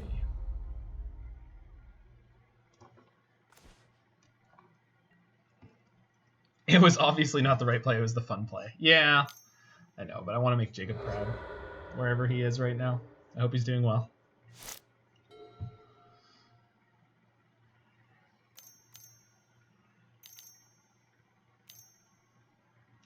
One smashy lad. Alright. We're going to get 2 for 1. I'm not sure how to feel about this. Okay, what am I pitching here? Opt? Verdict? Probably pitching Verdict. Hieroglyphic? Oh, Electrolyze is probably garbage here against E-Tron. See ya.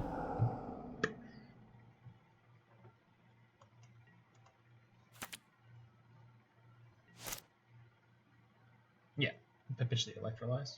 Verdict is like pretty money, just generally. Thank you, deck. Thank you. Thank you.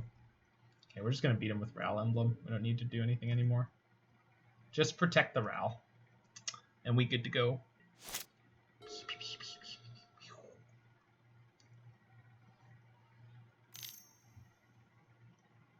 Another Snashy Lad? Can't be countered, huh? Okay. Now we're just going to path it again, I guess.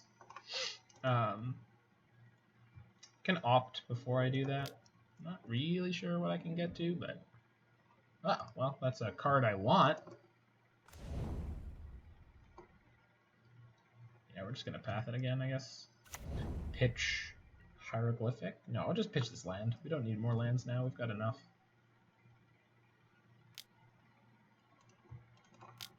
Hello.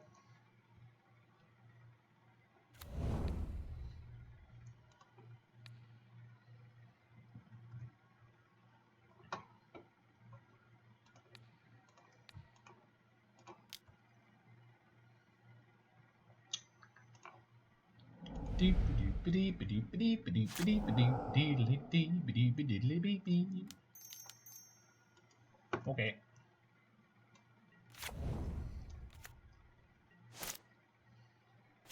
Oh, okay. We just win. Got it. Take that one. Okay, so 1, 2, 3, 4, 5, 6, 7. So we could play Chandra, get 2 mana back. That's not enough to walk. So let's just walk. Choose this player. Hey, look, we did the thing. We did the thing that this deck does. And they scoop. Yeah. Concession Royal Emblem.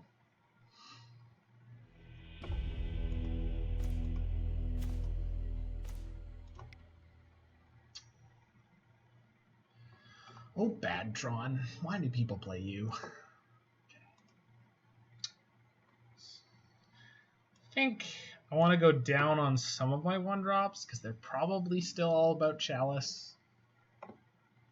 Chandra Awakened Inferno seems a good thing to have.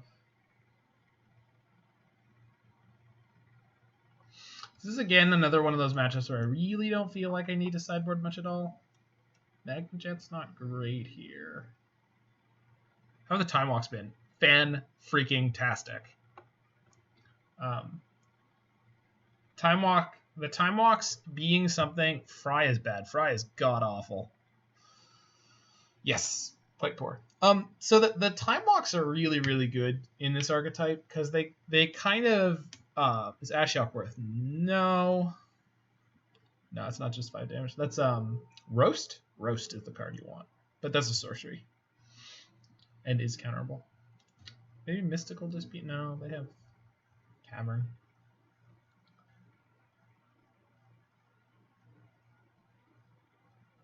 Yeah. So yeah, the Time Walks, the neat thing about the Time Walks is as long as you can hit 5 or 6 mana in a turn, then the worst they can be is they just sort of cycle for free. Sinkhole not good in Jeskai. Yeah, Sinkhole's probably fine. I just didn't add it to this list. I think because I have Path, I was like not super concerned about it. But Sinkhole's a good card. We should be playing it, I think. I just goofed when I was making the list. I kind of made it from semi-scratch with like sort of the ideas in my mind. So I'll put Sinkhole on the list.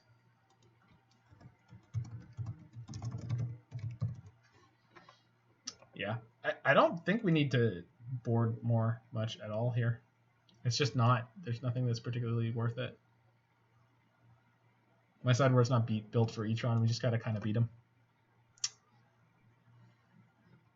Kozilek's Return is no good. It's too small. Remember, Kozilek's Return in this deck is just Pyroclasm.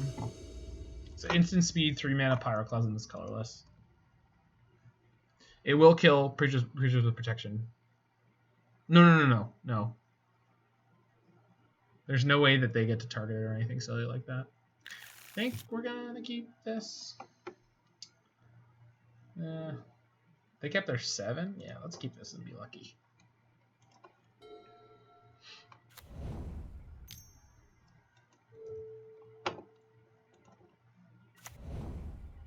You considered more Wraths. Yeah, I wanted to put a Wrath of God in the sideboard. Again, forgot about it. Thinks hand on 7 sucks. It's not great, that's for sure. Why did I keep this? Because, I don't know. I hate myself a little bit. Probably should play Colonnade there. I think I hate myself the exact correct amount. It's cool, my opponent kept their 7 and then didn't draw a second land. See, I told you, you're just going to be lucky. It's fine. Oh. Nope. Nope, they just skipped their second turn for no good reason.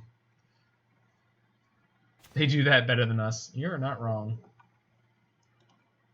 My turn, where is?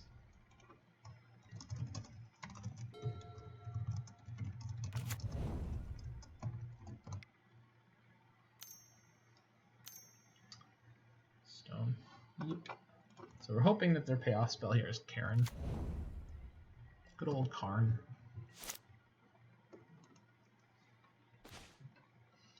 Okay. Let's just shock one of these. Do I want double white? I do. Wouldn't consider 2 Wrath main. I don't think so. That was the cheapest time walk yet. That's not very nice. You're the luckiest duck. I lost that match to 8-rack, dude. That was pretty heinous. TKS? Shit.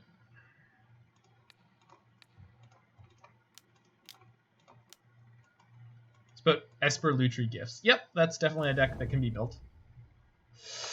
That's a touch unfortunate. We got Jace though, so we can just Okay, we're fine. Unless they also have Smasher. All right, all aces, baby. What do you got? I think they take Teferi here. I would guess. Yeah, Esper Lutri Gifts is definitely something that can happen if you are interested in watching it. Fun fact about Gifts Ungiven. Of course I do. Is it that it was the correct version of what's it called? The card that's really good in Legacy.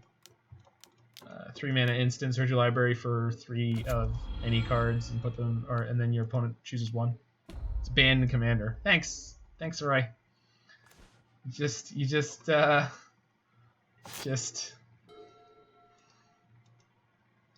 I time you out from here? I can. Good. Oh, I can't untime you out from here? Oh no. Hold on. I gotta fix it. No. How do I untime him out? No.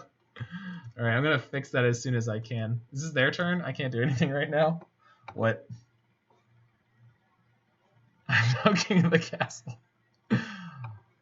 Oh, crap. I don't know how to fix it, Roy. I apologize. I'm so sorry. Please come back. Okay.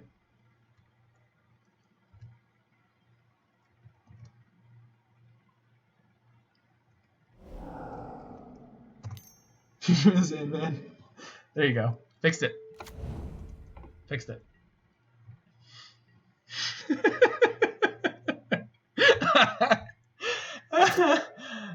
Oh, I know you're a mod in Hoglandia. I am too, actually, for that matter. Oh, okay. I guess we could draw that. So let's see what's on top of my deck, I guess. Yeah.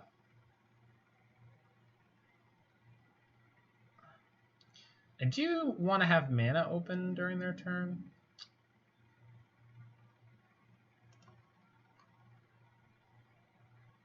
I think we're probably supposed to permanently remove this thought. That's a good pickup.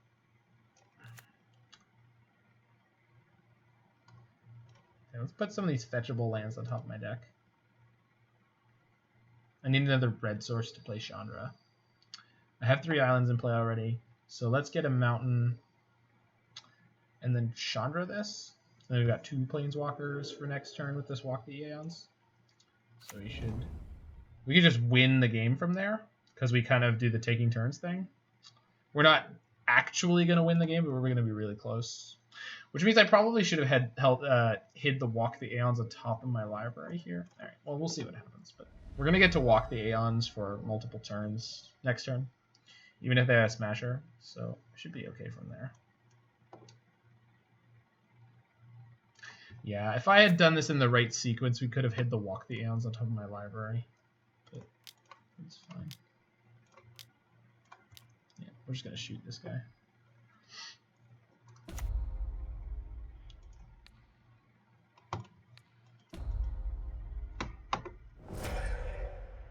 No, we can't counter it at all. We've never been able to counter this. They had the natty cavern. Oh, Ulamog mana. I guess.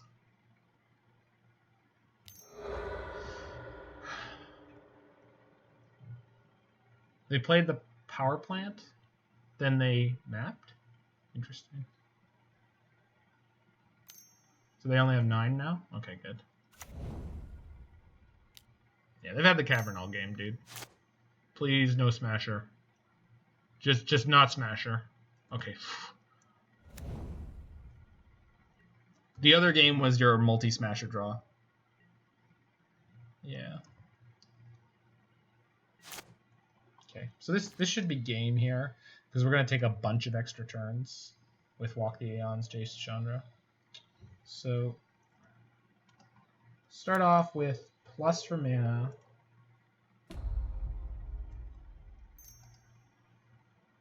Cast Walk the Aeons, target me.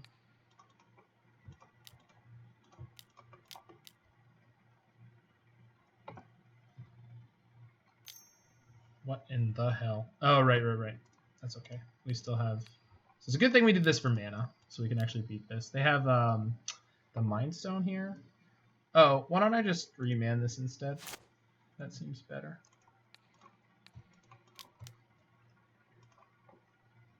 Still have Jace to activate. If I wanted to, I could just start plussing on Jace, but let's draw at least once. Oh, there's my Yidaro, so we can win the game with that. So on top we'll go...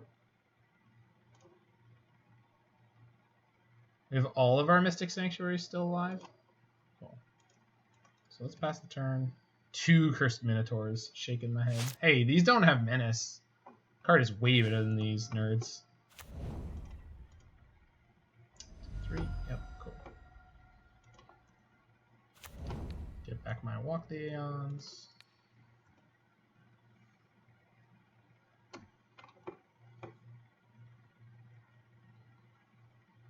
Alright. We're gonna take...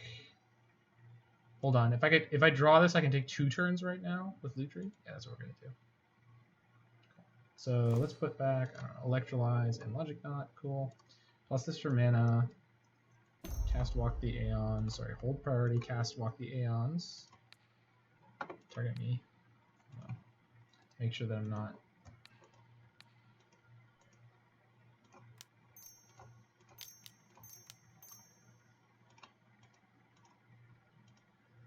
What if I took 2 turns? How would that make you feel? Juicy! Okay, so now we've got 2 turns in the bank, so this is over. Same target. So, in the true spirit of Punchworthy, we're going to win this as quickly as we can.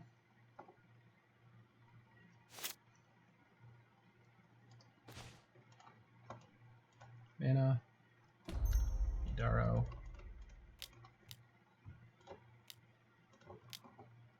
Here's my Dragon Turtle. I know. Dinosaur Turtle. Smash.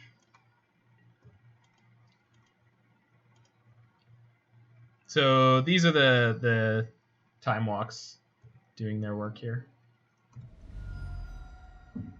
Scavenger Grounds. All yours. I'll take my turn again.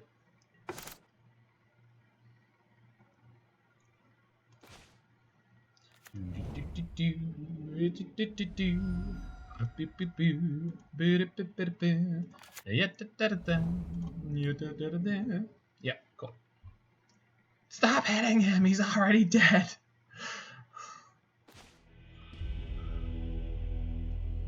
Orphan Whale, Reshaper, all is dust. Neato. Could they have cast that last turn? They could have, right? Whoops. Instead, they cast 2 Mana Reshapers. I love any stream that beats up on Tron lands. Well, I almost exclusively play decks that do.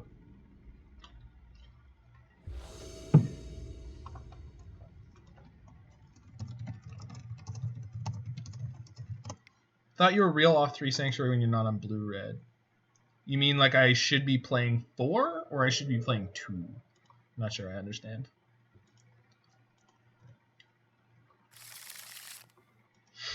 Yeah, I think we're going to keep this. 25 land deck, and we've got things to play. Hugo Freitas.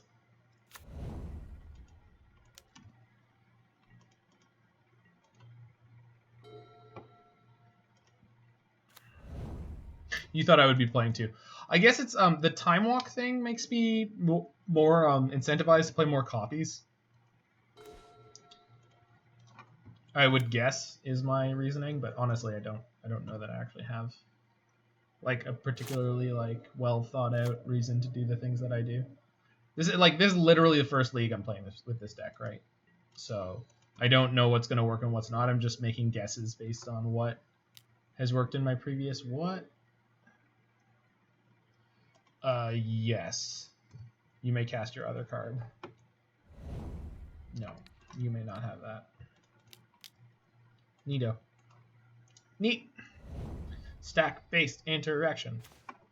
Hey, I got a 2-for-1. And I drew that land I wanted. It's all coming up Millhouse, baby. Got Force of Negation for their turn, if need be. I love stack-based interaction. They got sweet taste in lands, though. As foretold.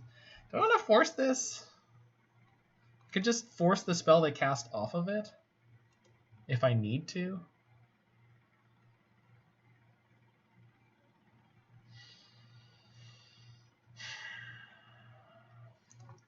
Kind of works as another 2-for-1.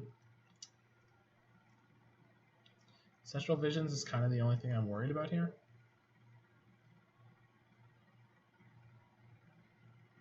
I think this is fine. If I don't have to force here, I don't want to. This doesn't necessarily mean I do.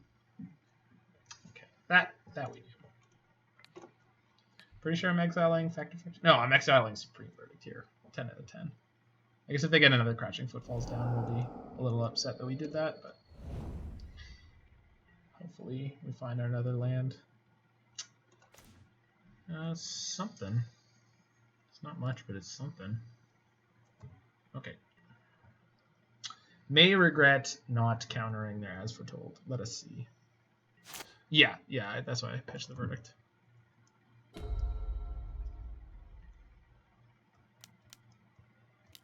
No, sure. Why am I not playing Detention Sphere? Do I just play my Otter here? I want to. Pretty sure I can. Just gonna give them a target for their removal, but that's fine. I don't even know if they play any removal. They're just assuming things like Crashing Footfalls and Ancestral will get them through the day. Let's do the punch-worthy thing and get a clock into play. All right, here's my budget Vendilion click. Vendilion Otter. Otter sounds. That'll work. Not well, but it'll work. Do I want to main phase this to try to pick up lands? Probably do. I bet I do. Because the chance of it countering anything relevant is not high. We just need to get more action going on. Definitely pitch that. This is not super useful right here. Okay.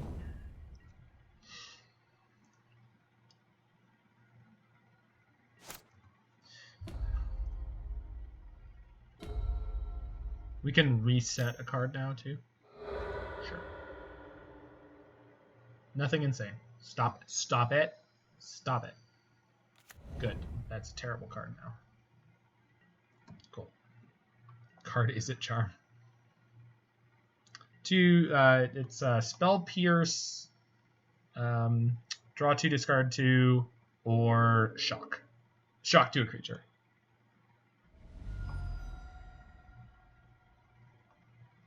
I'm going to reset Force of Negation, actually. That's what I'm going to do here. Card is roll bid.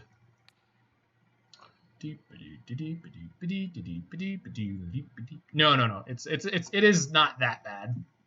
It's actual factual Spell Pierce. It's bad, but it's not that bad. Would I rather cast Factor Fiction than Jace? Nah.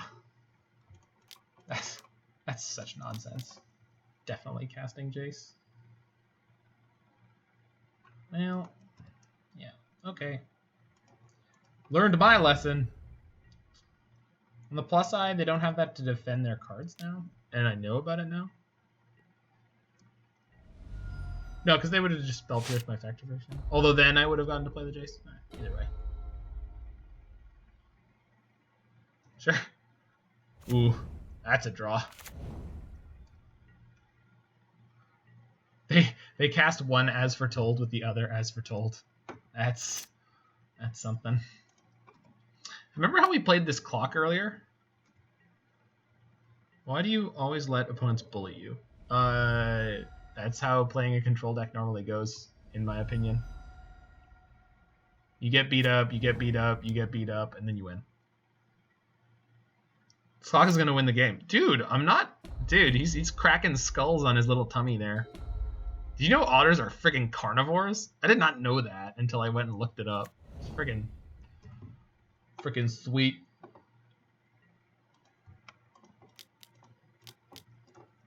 Control deck, nope, rope-a-dope. Yeah, exactly. You just drag them along until eventually.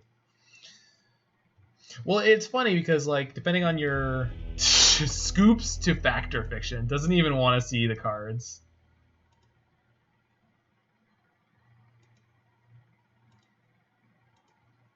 This was our oh my god. Phenomenal.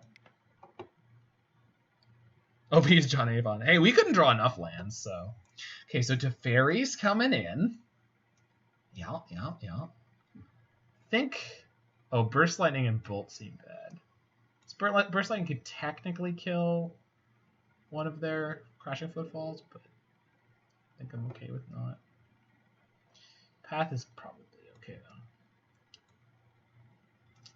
So those two out, this one in. Dispute.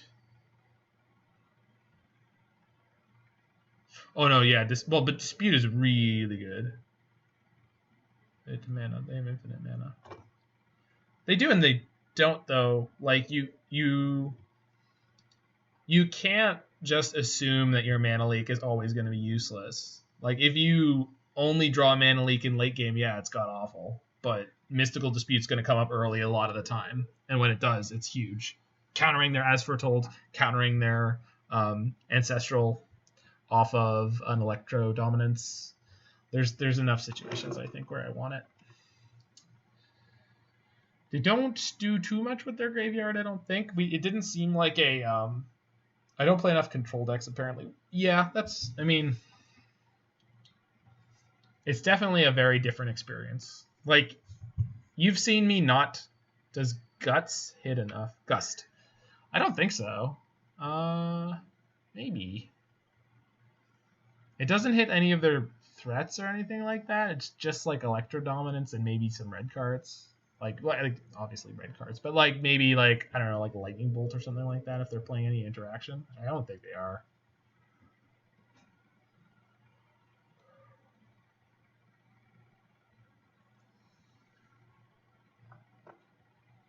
Verdict is kind of worth keeping just in case there's Crashing Footfalls and it just lines up. Like, that's the thing you have to do, Punchworthy, is because you're not playing a proactive strategy, you just need to get a little bit lucky. Always with these kind of matchups, and just don't draw the wrong half of your deck. Just don't. And then you're gonna be okay. And sometimes you will and you'll lose, but that's the thrill of playing the control deck, in my opinion. You never know what's going to go down and how it's going to go down. Your path to victory is not a straight one. It's a journey with many forks.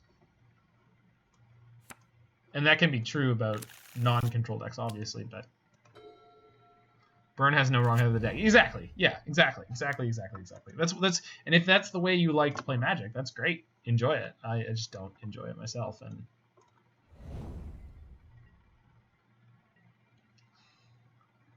I mean, we've got counters. That's really what we want to have. We're going to be a little naked here on turn 2, but other than that, we'll be fine.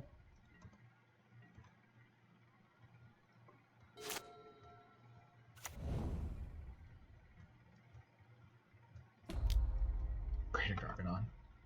I'm glad I got Path Exile and Supreme Verdict. I want more lands. Don't care how, I want them now. Cool. We're 100% counting the as foretold. Yeah, that's the plan.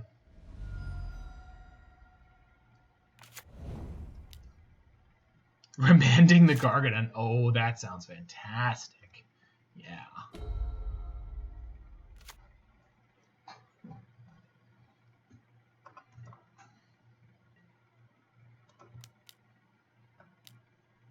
Okay. I think we're just going to remand that. Yes, Gargadon is a guest target that I didn't think of. Now we know that there are Blood Moons.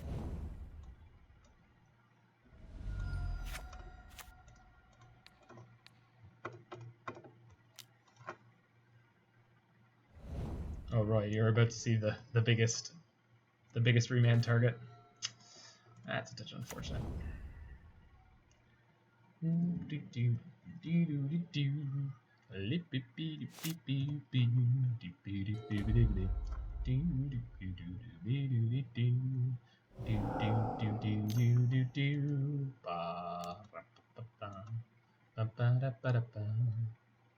they have one for Spell Pierce here, which we're not going to be able to beat. So we fight this, and then they get to cast a 0-cost spell. Doesn't matter how we do this. We have to cut our losses afterwards. And I'd rather Logic Knot this than play the Deprive and lose all the tempo. So let us hope that this is a Crashing Footfalls and not a Ancestral Visions, I guess. Yep.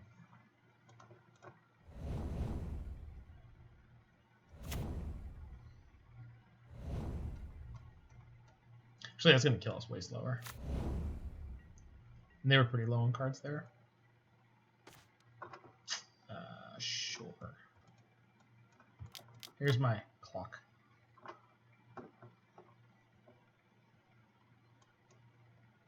Wonder if they have another Spell Pierce? No.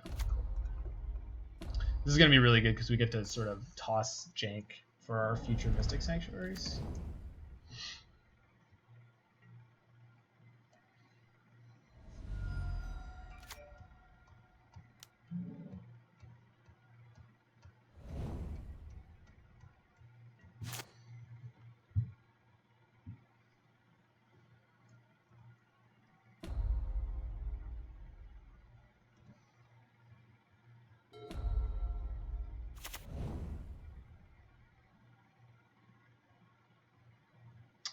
Yeah, that's another Ancestral Visions, but I can't beat that at the moment. Okay.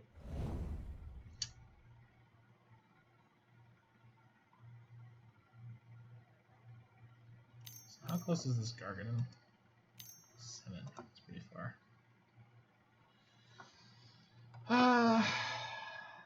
Let's go get a red land. That's honestly not too bad.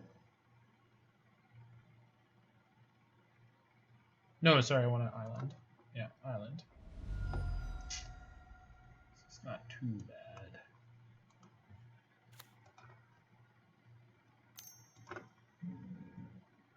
The hell? Well played. Because they've got the As Foretold, right? Right, makes sense.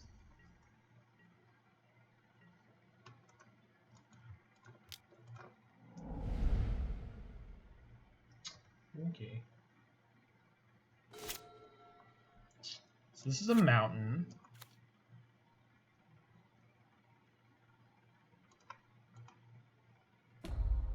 Yeah, we need more blue for Cryptic, you're right. We'll eventually want to play Cryptic. Finding white mana is going to be a real pain.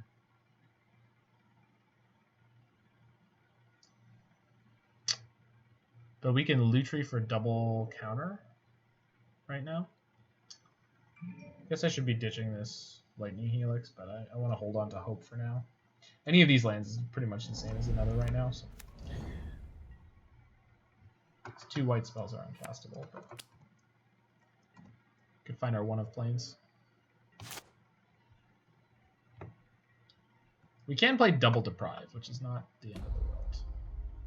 Pretty good.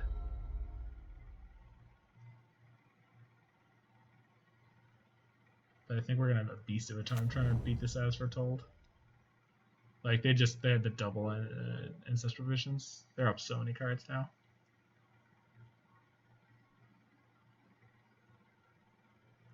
They only have 1 blue. That's worth noting.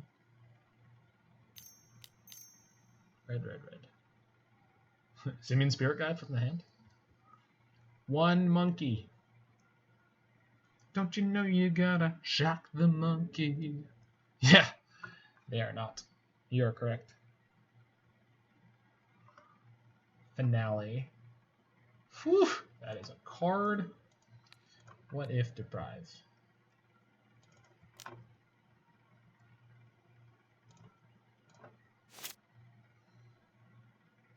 Please counter my counter. Or please play whatever you want to play this turn in response. Damn.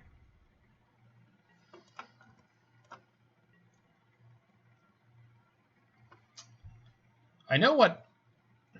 What in the hell? Oh my god, no! Oh, that's so tilting. Damn it.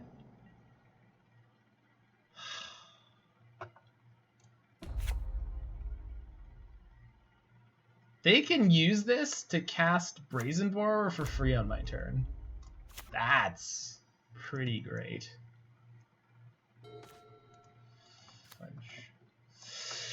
Okay, I can't protect the Royal Scions on this turn cycle, but damn it. Bounce was really good. What is up, Leviathan102? Your name is so hard to read in that brown font. Damn you, Night Mode. Jeez. Okay, getting a little beat up here, and they are very close to that Gargadon. He's going to kill the hell out of me. Sounds goes to 6. Yeah, I know they will be, but they didn't do the... Do they not know that they can do that, or is that... Am I reading this wrong? You may play 0 rather than pay the mana cost.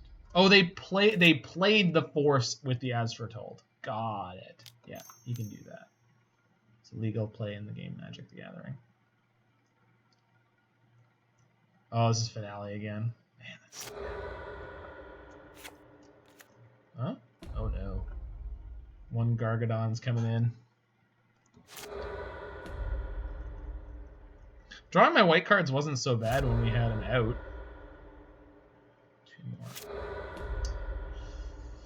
May be dead here.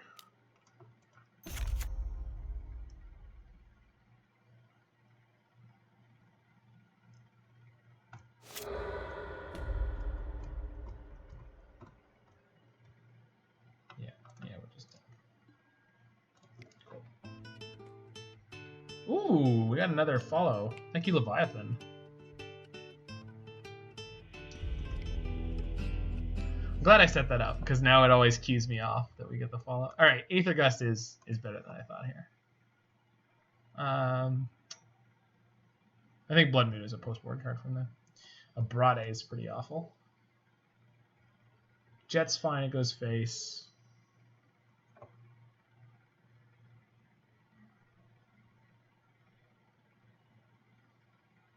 Store Balance is pretty good. Well, Roy needs his sword back. Yes, he does. Thank you.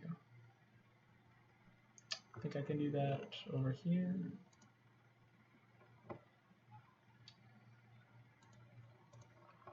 Take back your sword, my friend. Okay. So anything else change in the boarding here? I don't think so. Kind of want this lightning bolt. Just try to put Lutri down as a clock and kill him. But am I supposed to put that in instead of Yidaro? I bet I am. Tapping him for Yidaro is haste. But cut the Chandra, maybe. No, she's exactly the right size.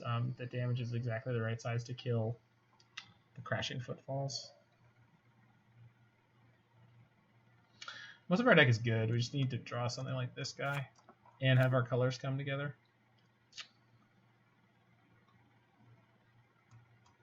Yeah, I want that.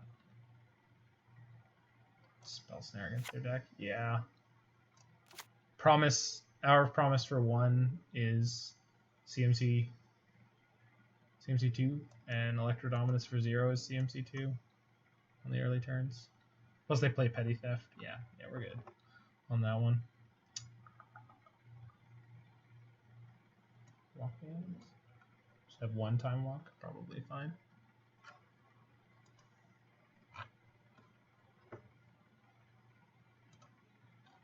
How do you think the humans matchup would work out? When we played it in the Blue Moon version of this, seemed to be pretty close to even. Again, it really depends on how close, like how much of the right cards you draw in what order, and if they have an early Cavern of Souls. Like you can win that matchup. If I had to guess, it's probably close to 50-50, but again, that's probably me being very lenient on the deck that I love. And yes, I already love this deck.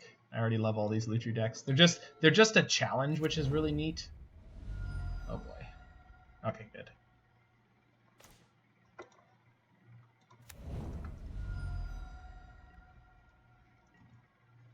I appreciate the challenge that Lutri puts out. Well, and like, yeah, but it also depends on like if we draw Supreme Verdict and there's already a Thalia in play, that's a problem. Don't Electrodominance in response. That is not what we need right now. Okay. Put the Snapcaster on the bottom, never draw a spell again. I've been here before. I've read this book. Magnificent bastard. Read your book!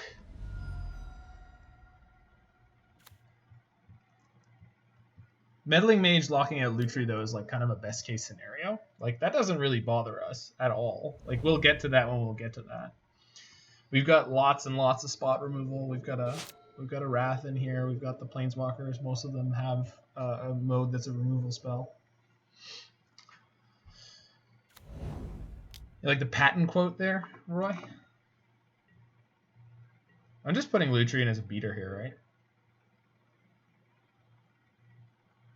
They only have 1 red mana, unless they have the Seeming Spirit Guide. Yeah, let's just get my clock into play. Otter time! Oh, baby.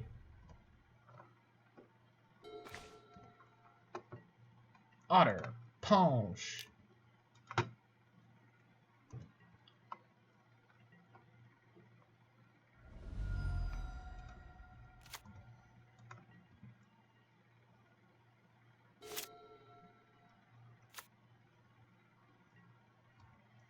Isn't Meddling Mage not as great against it as it would be against a non-Lutri deck? Yeah, exactly. It's very hard for them to call the right thing. When we played against the humans when we were on Grixis Lutri, they actually sniped it when they nailed our Damnation. But that was pretty remarkable, so I wouldn't expect that. Okay, now we have Spell Queller Remand, so we're in pretty good shape. And they can't pierce a Spell Queller, so my Vidillion click is putting in work here. click, baby. What is this? Hardcast Brazen Borrower? Can't block me. Petty Theft. Electrodominance X0. Resolves.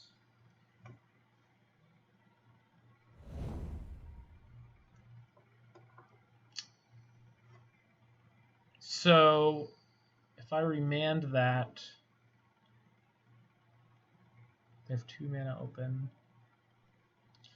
Have to be careful about how much I commit to beating this, but I think I want to remand it because the remand goes into my yard, so I can reset it with a Sanctuary. We have 1, 2, 3 islands. That Time Walk means we have lethal next turn, I believe. But yeah, we definitely have lethal next turn. We could also rebuy the Helix. So.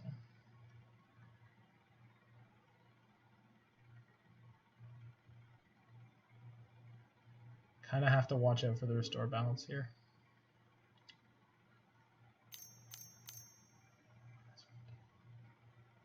Yeah, this is fine. They probably have Spell Pierce again, but they can't pierce a Spell Queller. So let's see the restore balance here. And then that should be game for us. So 3, 4, 5, 6, 7, 8, plus we have Time Warp. So we actually have multiple ways to cook this biscuit. Crashing Footfalls.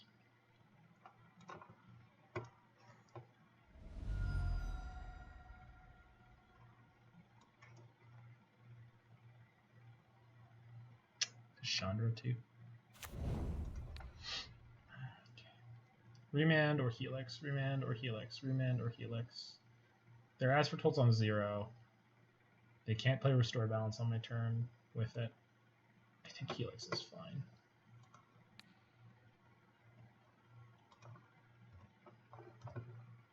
Alright. Spell Pierce this, nerd.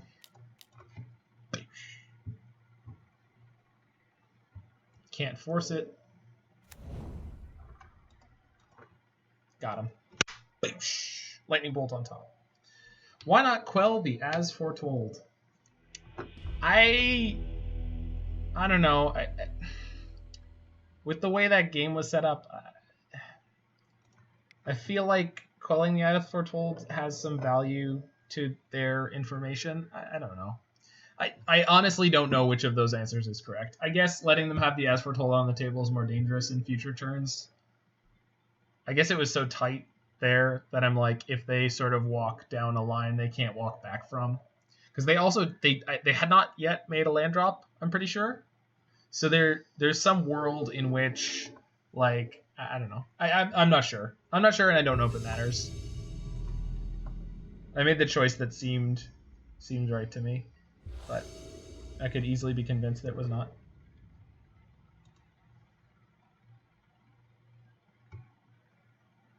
Leviathan 102, were you from Zanman's chat? I remember your name, but I don't remember where from. Won the die roll. Yes, please. This one. We're against Eric/Greg. Which is it? Yeah, not keeping that one. You were. Cool. Cool. Gonna ship this Steam Vents. I guess I need double red for Chandra. We don't know what we're up against. Maybe just ship the island, play tapped Steam Vents on one. They're on the play. Yeah. Let's just ship the island. No, ship the Strand. Ship the Hallowed Fountain. Ship the Hallowed Fountain. This can become a Hallowed Fountain if we need it. Mulls to 6. We're keeping our 6. Ship the Hallowed Fountain. Schrodinger's Eric Greg.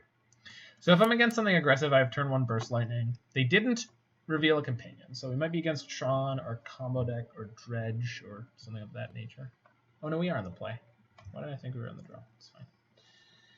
Okay, tap land on 1 is fine.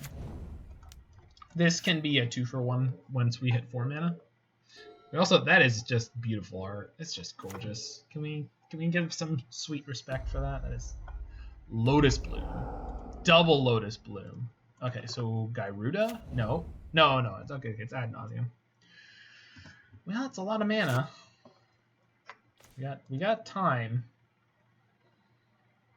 Time we got. It's a really bad hand against Ad Nauseam. Ad Nauseam again. Yep. Yeah.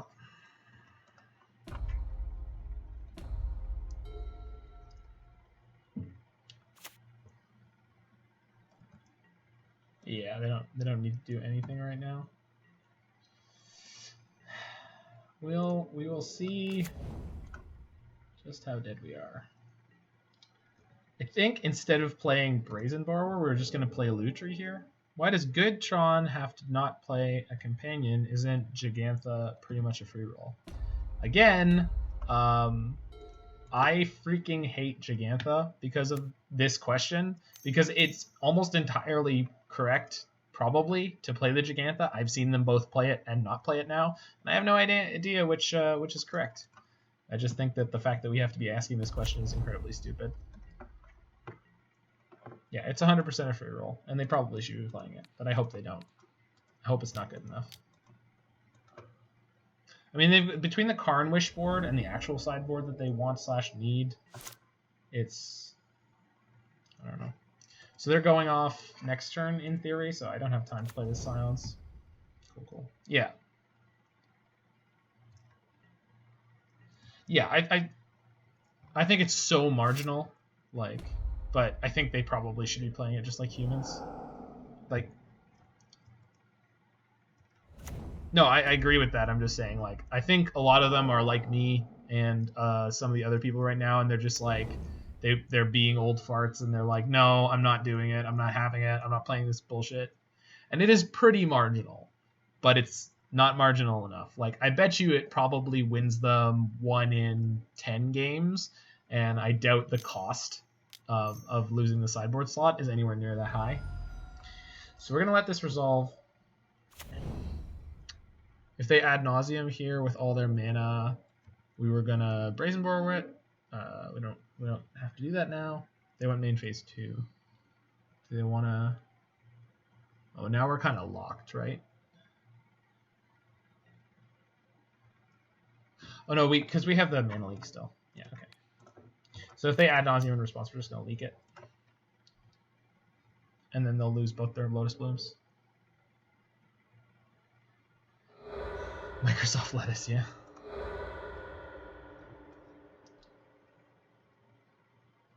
I'm going to fetch Hallowed Fountain. Hallowed Fountain. Fetch. Can only reset a Braid here. I don't think it's worth it. I'm not going to waste one of my Mystic Sanctuaries, but I am going to get a Steam Vents because my life total is largely insignificant. Opponent decided to grip it and rip it. Let us see if we are luckier than they.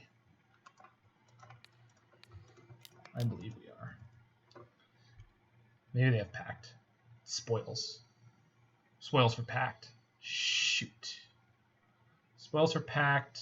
Pact me. They chose Pact, right? Yeah. Oh, shoot. Lightning Storm's an instant, right? Maybe they exiled too many lands, though. Okay. So I said my life total doesn't matter, but it may just. We shall see. Oh, they also might have exiled their win conditions. Lightning Storm is there, yeah. Petty Theft is still on the stack. Interesting. It's one of the more interesting versions of the way this... Thassa's Oracle's gone too. I think we win. Because they can't play an Oracle now. They might have a second Pact, but they have to... Oh, no. They don't have to pay for the Pact if they have the Unlife. I think we just won. Did they... Where's their... Oh, here's their revealed cards. I think we win. I think this is a concession lockup. Okay. Let's look through their list a little bit. Is there anything freaky here? Pack Visions. No. Doesn't look like it.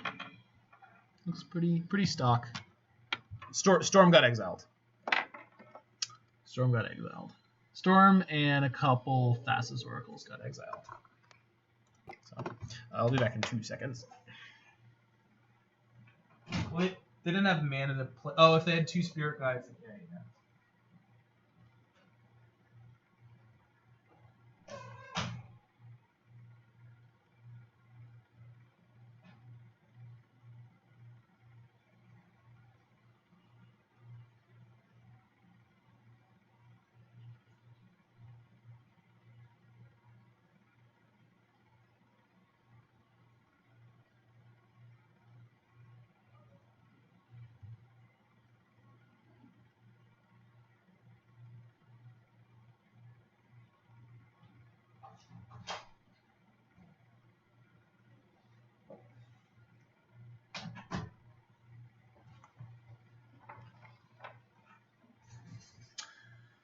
Okay, so Dispute, good. Teferi, good. Teferi not great, but Teferi good. Ashiok, no.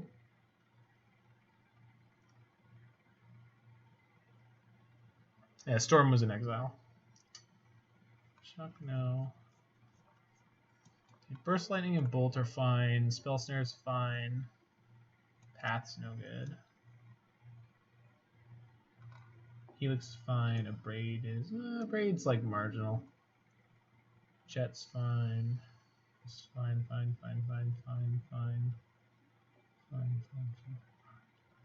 Don't think I need to bring in much more. Nevar. I think Yidaro might be the cut. Oh, Verdict. There we go. I knew there was something good. Cool.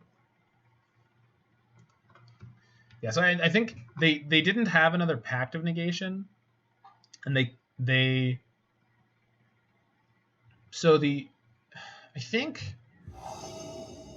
just don't think there was a way for them to Verdict easy. Yeah, I got it. I'm not completely incompetent. Mostly incompetent, but not completely. Okay, this is super good against them. This is acceptable. This is marginal.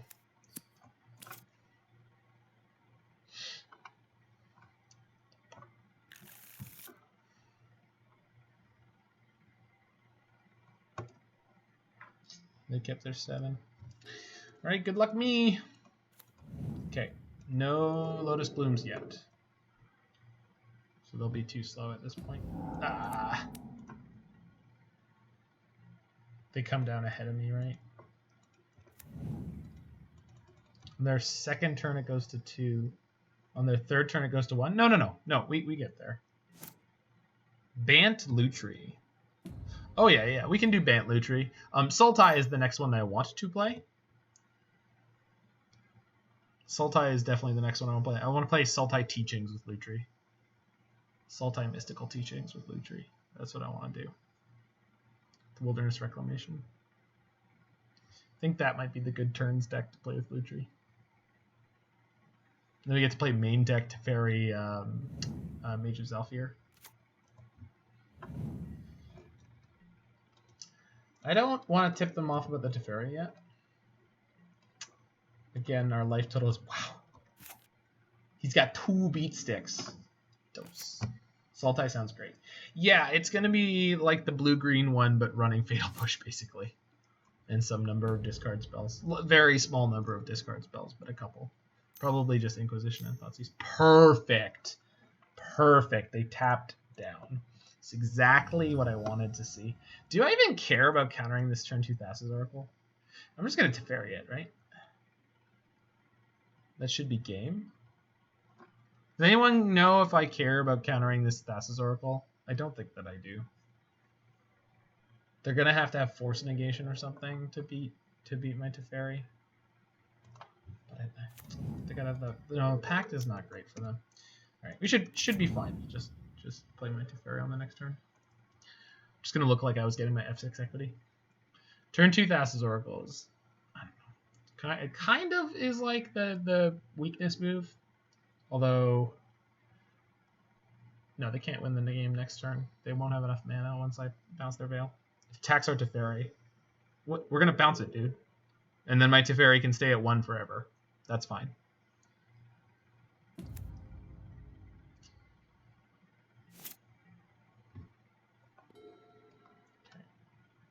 So hopefully they don't have Spell Pierce or Mystical Dispute. Veil of Summer would be fine. Would it? Yeah, it would be. Okay, that's essentially game. They can win this turn if they have Angel's Grace Ad Nauseam and then Oracle.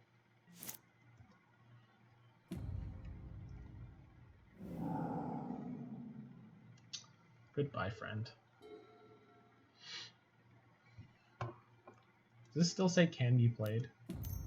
Yeah, it does. Ridiculous. Unlife. Resolves. Tap land. Also resolves.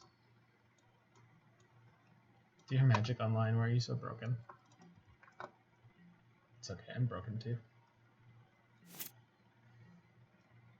So we've got Mana Leak and Cryptic.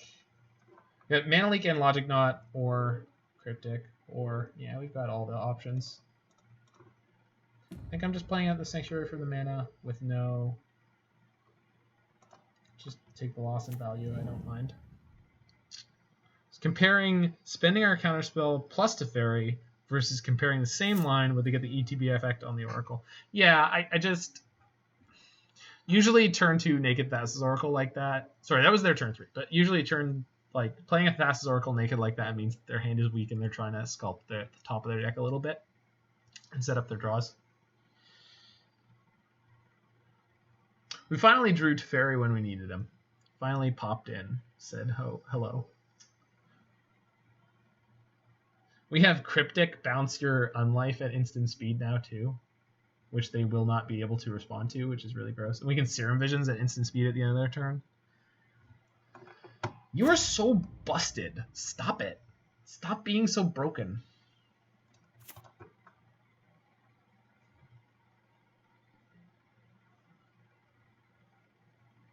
It's even more of a reason to counter it the first time. No, well, I feel like that's wasting a counterspell.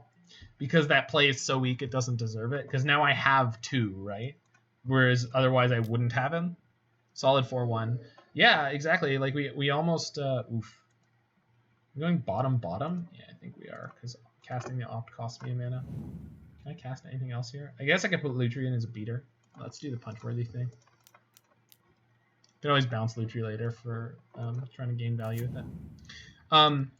Yeah, and we lost the third game to 8-rack. That was very, very much a bit unlucky. Well, 2 and 3 were pretty rough. So I'm very, very proud of this result. Obviously, we played decently, we drew decently, but again, I don't know. I'm gonna wait for the wrap up because I was thinking about it when I was in the washroom just a minute ago. I'm just discarding Walk the Aeons here. Don't need that until we can rebuy it. Yeah, good wins. Good wins, good deck. Apologies to Zanman for the blue-green untested Lutri deck yesterday that I told him was untested, but he ran it anyway. Looked like Garbage Fire, was in fact Garbage Fire. I think their route to victory here is to play like Angel's Grace and then play Spoils. But honestly, that's not even good enough. Am I going to end of turn Cryptic bounce their Unlife? Probably. Makes it even harder for them to win. I don't think so. Yeah. So I don't need this. I've got enough. Enough going on. G2, the verdict hurt. Yep. Yep. Yeah. Yes. Yes. 100%. No excuses. I just like there were some bad breaks there. Bad choices, bad breaks. But yeah, it looks like we locked up the 4-1, so it would have been cool to get a 5-0 with this again. Keep putting Lutri decks into the 5-0 dump. I'm gonna keep trying because I think my boy can do it. I think this beautiful boy can get there. He's so happy. Please play Unlife. This thing is salivating.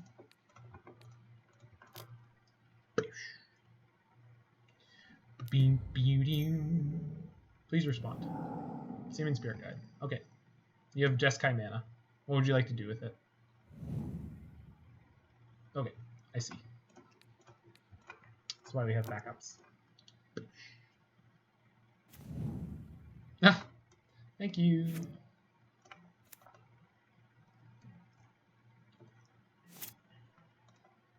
Ah. So let's put the Walk the Aeons on top, which means we win next turn, I believe. Yeah, it does, because we can play our Teferi as another beater and just kill them. Jeskai Charm. That doesn't seem right. Just a few more people were jamming Lutri. But that's the thing, is one or two more people and people are going to pick it up, right? A lot of people need to see that something like this is possible. And this is one of the first times, to be perfectly honest, that I just was like, damn it, I'm doing this. Like, I'm doing it from scratch. I'm doing it from whatever. And then I was just buoyed more and more. You're not spelling that wrong. I know one of the modes is deal 4 damage to target player.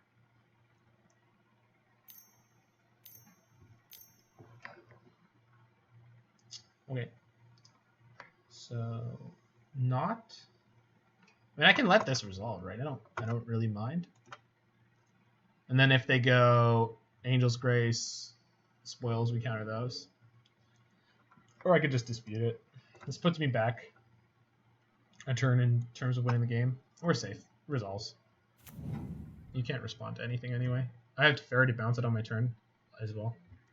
And I have other Teferi here. Okay, so that's game.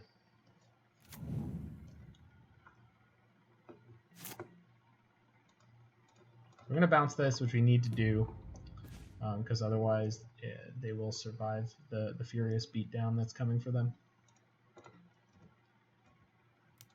Can reset one of the cards from my graveyard right now if I want to, but it doesn't matter. I think I could also just burn them for 4 on one of these turns. But almost lethal burn. I think we reset Cryptic here. Because the Cryptic, in theory, would let me reset a Sanctuary, and the Sanctuary would reset the Walk the Aeons.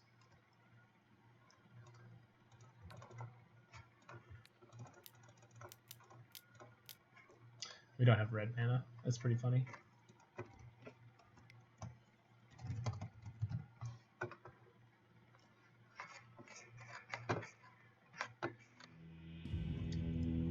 All right, good solid 4-1. Hopefully I can get back in time to tell my opponent.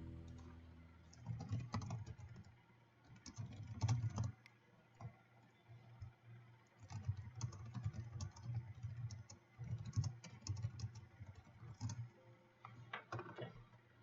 We got punted out of there.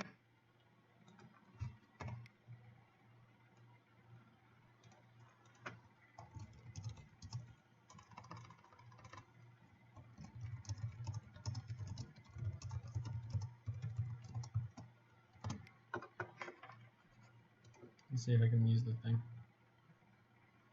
Did I put it here? Yeah, I did.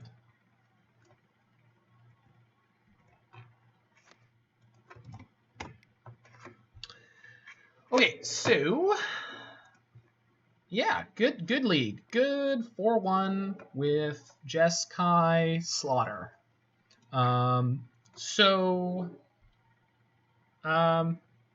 What was I thinking? I was thinking some deep thoughts. I think, yeah, this version is very, very similar to the Taking Turns, not Taking Turns, but Blue Moon version that I created. Jacob took to a 5-0. This one has slightly different tools in that it's got Spell Queller and Teferi, Lightning Helix, Supreme Verdict, Teferi Hero of Dominaria. So it's got slightly higher quality of Planeswalkers. We're not playing Nurse It. And we've got Lightning Helix. I think we have access to more tools. I think this is probably, generally speaking, an upgrade, but Colonnade seemed eh. Wandering Fumarole was in the blue-red one, and it's also eh, but eh can be good enough. There are games where you're going to have Lutri in play, and you're going to hit them 1 or 2 times, and then you're going to have a Time Walk. You're going to hit them off of that, and then you're going to get to activate the Colonnade and hit them there. Like, I don't think one league is a sample size big enough for me to agree that cutting Colonnade is worth doing. And we basically played against no control decks, right? We played against 0 control decks. Even slow mid-range decks, we played against none of that. Almost everything we played against was pretty aggressive and pretty linear, right? Is that fair to say? Even 8-rack is sort of a pretty aggressive strategy. So, and we have Ad Nauseam, which is an aggressive combo. The As Foretold deck, which is a pretty aggressive combo. They're trying to kind of hammer you with spells and squeak some of the very powerful ones through and then just sort of smash you with that. So Colonnade didn't have time to shine at all. And I agree it wasn't great here, but anyway. Yeah, I don't know if I would change much about this, but there is an entire overhaul of this deck that I'm going to do where we cut a lot of the Planeswalkers and such, and we play a more Jeskai tempo-y deck that's going to have something like Mantis Rider and Vadrock Apex of Thunder, I believe it's called, and just play more aggressively where you're Lutriing your lightning bolts more of the time. But this is very similar to the Blue Moon version. I think I like this better, but I'm not saying it is better. I think I like this better. We should also revisit the Grixis one and rebuild it with a similar setup in terms of the Planeswalkers and the Time Walks.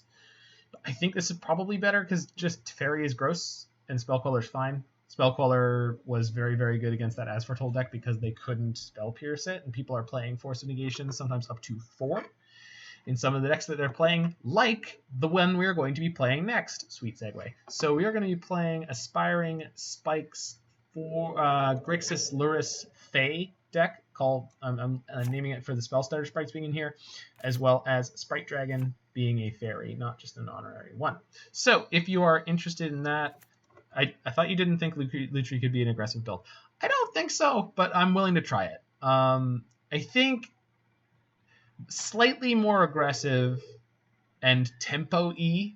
So it's like play some 2-power and 3-power evasive creatures and beat your opponent to death. Things with flash. I think it could work. So I'm willing to try it.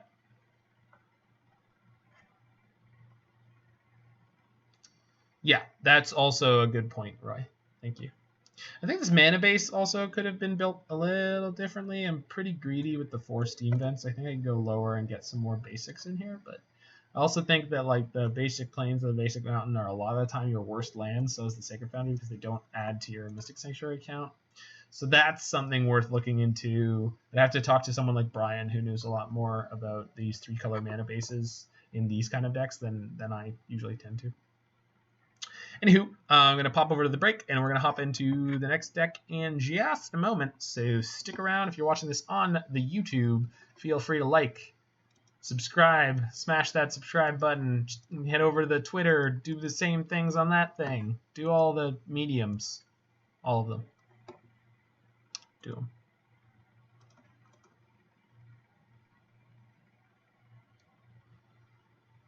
Yeah, I want that later, but that's fine.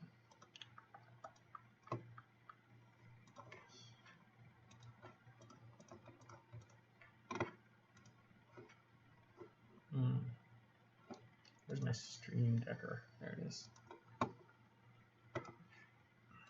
Deck is updated on Stream Decker.